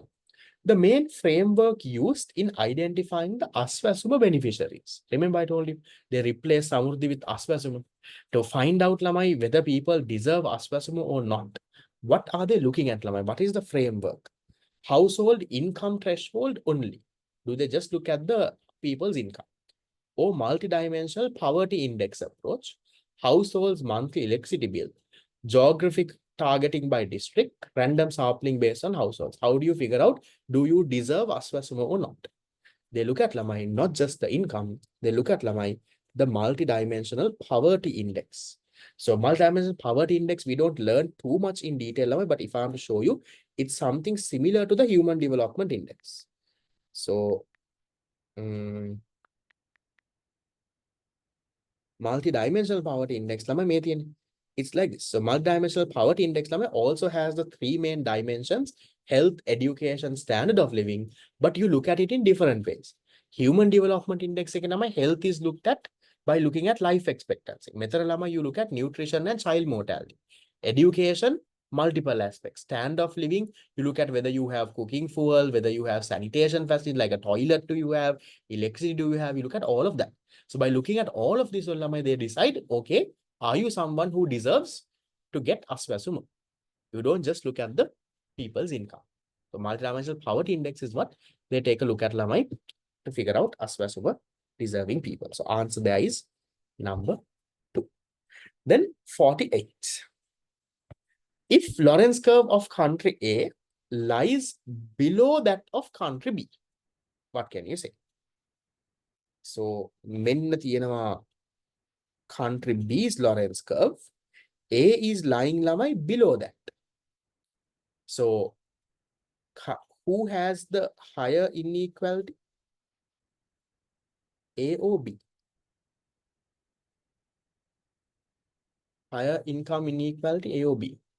A, no? A is the one below, no, further away from the this one. Okay, so see lamai which one can be your answer. Country A has greater income inequality than B could be the answer. B has greater income inequality, wrong. Identical, wrong. A has higher GDP, we don't know. B has more absolute poverty, we don't know. Answer number 1. Easy one, lamai. That is that. Then where is the Gini coefficient? Gini coefficient will also be high, lamai, for country A. I hope you know how to calculate Gini coefficient. You won't be asking me that question. 49. A major current trend within BRICS. Absolute poverty means, come on, lama. Absolute poverty we have learned. If you're below the poverty line, lama, you're in absolute poverty. So what's the major current trend with the BRICS, lama? So what are these BRICS fellows? So if you look at lama BRICS, the BRICS countries.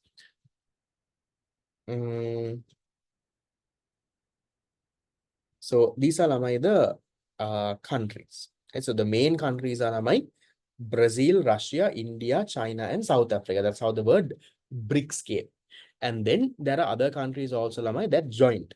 So it must say Egypt, Ethiopia, Indonesia, Iran, UAE, they also joined. And then you also have partner countries. Now this question is coming because Sri Lanka also recently, we also applied to join Kela. That's why they're asking this. Otherwise, it's a complete global thing. Why is it in your A-level paper? Is because we applied for this. Even though we applied for this, I think we got rejected. So we haven't got accepted yet. So most likely, I think we got rejected. I don't think the news was published or anything. Probably would have got rejected. So that's the part that is where the question is coming from. So question is a little, this one they're asking, what is the major trend of these countries? Operate as a military alliance, establish alternatives to Western-dominated financial systems, pegging all BRICS currencies to the Chinese yuan, eliminate the use of fossil fuel, limit trades to BRIC countries only. How did Uganda get selected? Uganda must be better than Sri Lanka. Just because it's an African country doesn't mean bad. So major current trend, I think it should be number 2. Think it should be where the whole BRICS countries, now you have the Western countries. No? Now, if you look at the BRICS countries, make a Western countries, and Western countries means now Europe and American countries. So you can see it's all the Asian, African, those countries that are there. And you don't have the European EU countries or US, Canada, Mexico, Argentina. But you have Brazil though. Brazil is also a Western country. But mainly yes, Trump was a bit threatened with BRICS also. So mainly what they're trying to do is because the Western countries, especially US, UK, right, the European countries, they're very dominant. So in order to stand against these people, right, to make sure they don't dominate much, to show that we also have power, to show this BRICS is mainly there. Yes, that was interesting post about Elon Musk also, comparing Elon Musk with Sri Lanka. The answer here, I think ideally should be number 2, but can you all product check in the past paper? answers. Now in my WhatsApp group, group description answer scheme is there. And the 2025 answer scheme in the last page only the MCQ answers are there. So check product for 49. Is it true? Yeah. Right. There has been. So establish a alternative to Western dominated financial systems. Russia is not a Western country. Russia is on this side of the world map. Russia is in the east, not a west. West east west world map. West is the America and Europe. Then 50. One last final question. The major economic reform introduced in Sri Lanka in 1977 marked a transition from. There was a past paper question also. They asked you before 1977, what was there? So now they're asking from 1977 to this one, where did we go? To transition from import substitution strategy to export-oriented growth strategy, market liberalism to trade protectionism, export-led growth to import substitution, manufactured economy to service-oriented economy, open economy to closed economy. What did we do, Lamai? You can get this from the same answer that you got before, Lamai. Before 1977, what did we have? Before 1977, Lamai, we say we had import substitution. From that, you move to Lamai, a export-oriented growth strategy. That is where the garment factories, tea, all of that started improve. So answer there, number one. Okay, so that brings us to the end of the past paper class. I hope that you all would have benefited from this whole, I don't know, 6-7 months of time that we did. Anyway, it's not the last class. Most of you all, I see you all in the mock exam series. I will see you all in the final seminar. I'll keep my final goodbyes for the final seminar because that will be the last time that is there. On my end, I will try my level best to put the recordings as soon as I can. The reason that I don't also put is because I don't want the class to be taken for granted, because I put a lot of effort on my end to do the class. Not all of y'all, not a lot of people value that. I also, right now, Lamai, I'm doing so much of things on the background, but I decided I will do this class somehow and get it done. I hope that benefited y'all to a major extent. So I usually every year I do this for free as like a social, we say CSR, corporate social responsibility. That's what I usually do it free for. But then when it's done for free, it gets taken for granted. That happens, but that's okay. I think some of y'all, this might be the last day that I am teaching you, because not all of y'all are there in the mock exam. Maybe not all of you all might join the final seminar, but I would encourage, if you can, Lamai, try to be a part of the mock exam series, try to be a part of the final seminar, can be very valuable, especially in July. But even if you don't, if this is the last day, it was nice teaching all of you. It was an absolute pleasure. Right, so we'll do the quiz and I will give you all a bit of a gift also. I haven't really finalized the gift. We'll see. While doing the quiz, if I get an idea, I'll let you know what the gift is. Okay, so let me share my screen. We'll start the quiz. So with the quiz, we will then wrap off this entire thing. I'll have the quiz also maybe recorded on the session. So maybe anyone watching the recording also can maybe look at this. Okay, so give me a minute to load the quiz. And then I'll give you the instructions on how to join. So there are 15 MCQs in the quiz from unit number 1 all the way until unit number, I think, 11 and 12. So randomly from all things, usually questions have 20 seconds. There are certain questions that might have 30 seconds.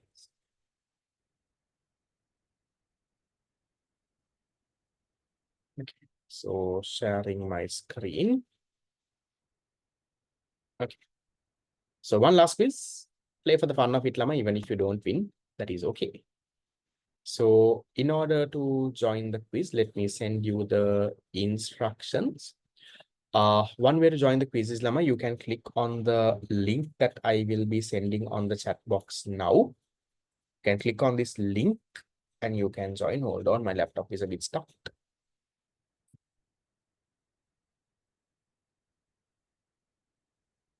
Okay, so I'm sending a link on the chat box. You can click on that and you can join. එහෙම නැත්නම් ළමයි, you can go to this website www.kahoot.it, enter the game pin, and you can join there too.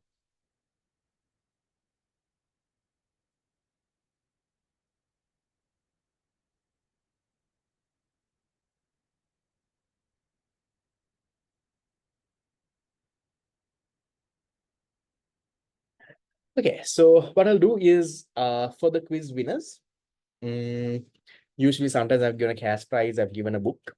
I'll keep the final one simple. For the top 3 winners, whoever who wins, I will give you a complete free this one for the final seminar. Final seminar happens in end of July. Usual the fee is around somewhere around between 4,000 to 5,000, maybe a little less, maybe here and there. I'll give you a complete free entry for the finals. Yep, for the top 3. Okay, so majority of y'all have joined. Others, I will wait for a few minutes. Sorry, not a minute, maybe 30 seconds, and I'll start. You can even join Lama in the middle.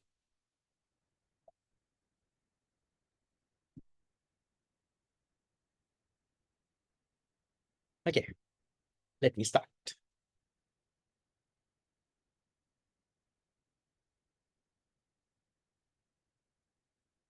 Question number 1. So question number 1 says, a PPG shifts inward for one good only. What is the most likely cause? Economy-wide technological regression, reduction in total factor endowment, fall in labor productivity in that sector only, increase in opportunity cost throughout. Where will the PPC shift inward only for one good?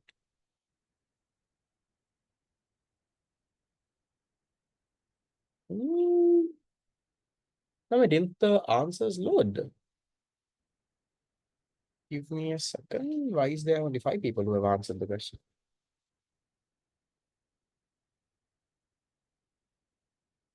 Was there a connection? Others, did everyone answer this? Yes. Because I only see 3 answers, 1 and 1. Okay, I will go to the next and see. Host lost connection, but my connection is there. Don't know if my Wi-Fi is over. Poddakinda. Right, I will switch to a hotspot. Poddakinda. So bad network issue.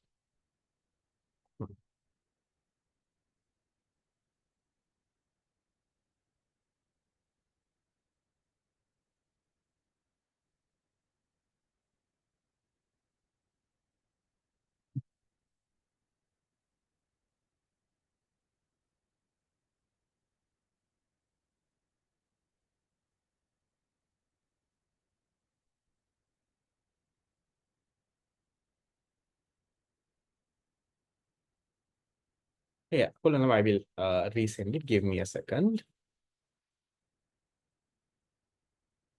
Yes, SLD do not attack my connection because my neighbor fellow keeps on hacking. Give me a second. Hold on.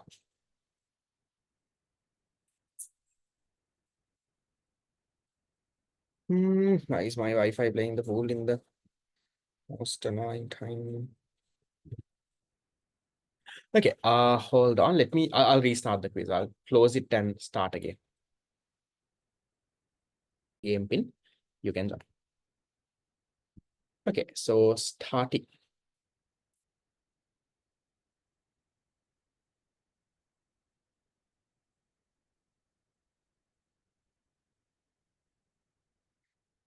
Okay, question 1. A PPC shifts inwards for one good only. What is the most likely cause?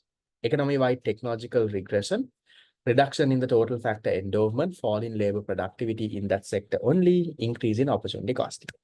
Free mark? No, you figured it out earlier. Which one's the answer?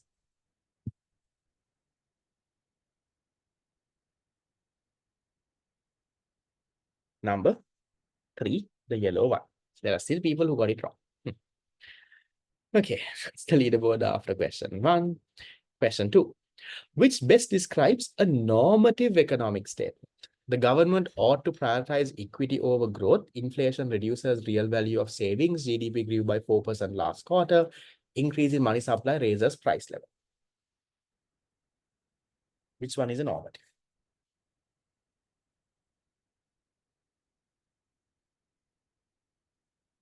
The first one, right? The word ought, you can easily figure out with those words. Next one. PED is minus 0.4. Firm raises price by 10%. What happens to total revenue? Total revenue falls because demand is elastic. Total revenue is unchanged as PED is less than 1. TR falls by 4%. Total revenue rises because demand is inelastic.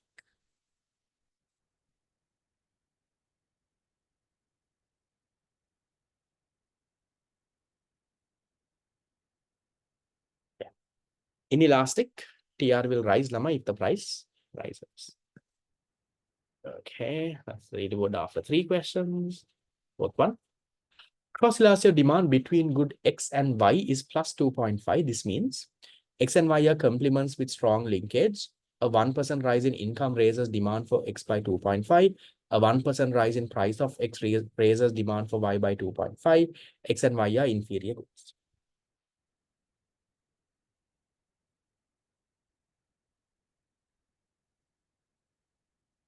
You will have got to that answer by eliminating the other answers easily. So, yellow one. Okay, leaderboard has changed. Next one. When marginal product is positive but falling, total product is at its maximum, rising at a decreasing rate, falling at a decreasing rate, falling at an increasing rate. MP is positive but falling. In that situation, what is happening in total product?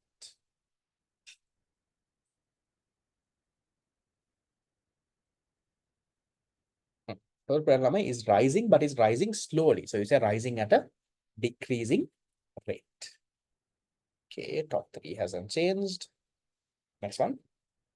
Firm's average variable cost is 80, average total cost is 120, output is 500. What is the total fixed cost? 25, 60, 40, 20,000.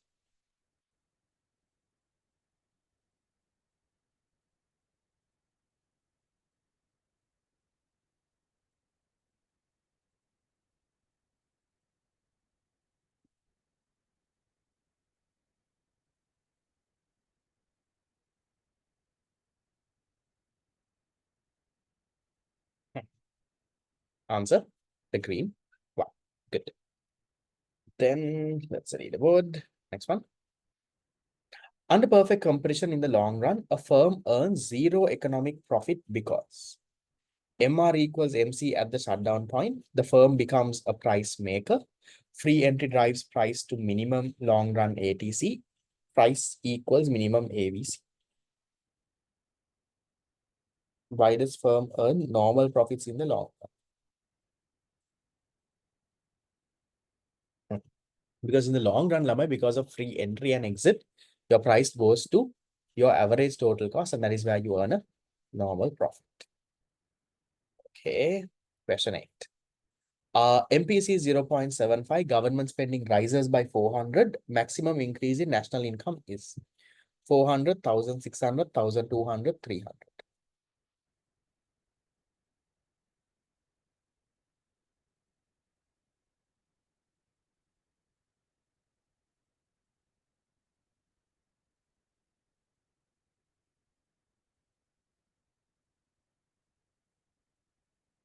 Hmm. 1,600. Multiply is 4 times 4 into 400. You get 1,006. Okay. Ninth one. Inflationary gap exists when planned aggregate expenditure at full employment is 45 below the 45-degree line, equal to actual national income, above the full employment level of income, equal to potential income. When do you have an inflationary gap?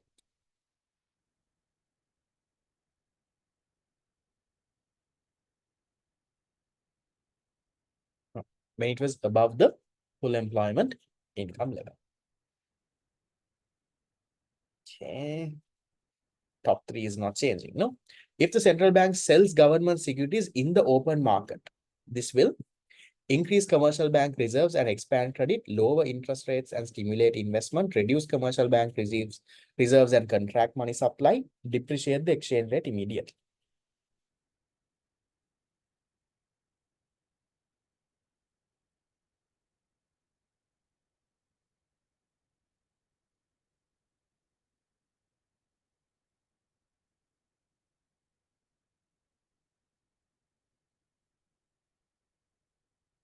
It will reduce commercial bank reserves and contract money supply.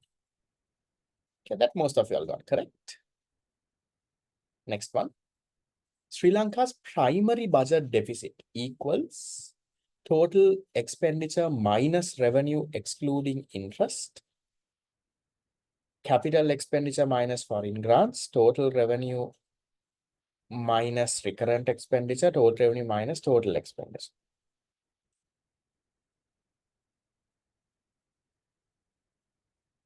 Now, the answer is the first one. You will wonder, so why is the first one the other way around here? It has to be revenue minus expenditure. Revenue minus expenditure is the primary balance. I'm asking you primary deficit. So remember, Lama, when they say, remember in unit 5 questions, you get budget deficit and they say G minus T. And that is what this is about. So at least, I don't know if you all figured that out, but that is where that came from. Then the next one.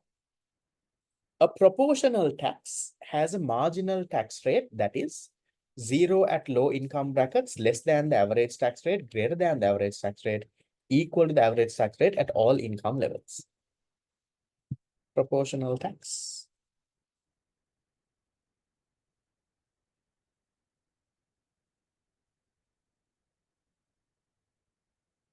Equal to the average tax rate at all income levels. Nice. Okay, that's the leaderboard. 13. Double the points. Sri Lanka's 2022 economic crisis was characterized by all of the following except fuel and essential goods shortages, hyperinflation exceeding 60%, severe foreign exchange shortage, rapid appreciation of the Sri Lankan rupee. All of this happened except which one? We did a similar question today. Last one, no, easy, no? The currency didn't appreciate, no, currency depreciated. Okay, top 5 is not changing. 14. A tariff imposed on imports will most likely result in what? Lower domestic prices and higher consumer surplus, higher domestic price, reduced imports and a net welfare loss, higher government revenue and low domestic output, depreciation of the exchange rate in the short run. If you put a tariff on the imports, what will happen?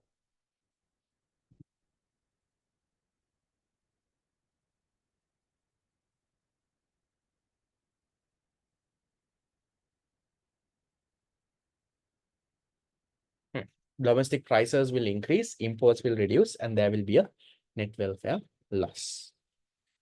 Okay, first two places have changed, but very, very close with 1, 2, 3.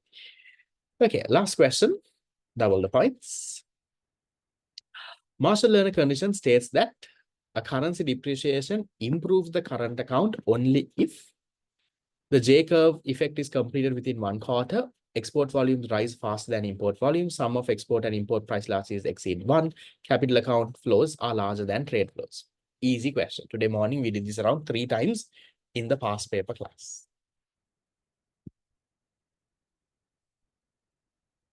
Which one? The green one, right? If the PED for imports and exports are greater than 1. Right. So we look for the top 3. Top 3 gets a free pass for the final seminar, end of July. Okay, right. We have Mathuri in third, 15,919.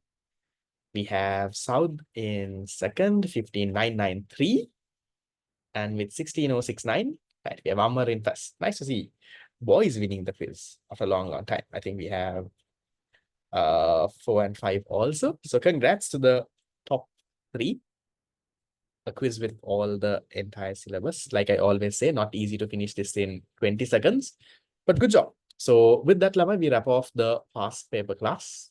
It's nice teaching all of you. Please do stay in the group. I will share the recordings and whatever material that I find that might be beneficial for you. I will definitely pass it on to you on the group. Don't leave the group. Stay on the group. Okay. See you all and bye-bye. Others, I will see you all in the future classes.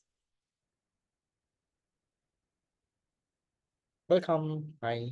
And congrats once again to the winners.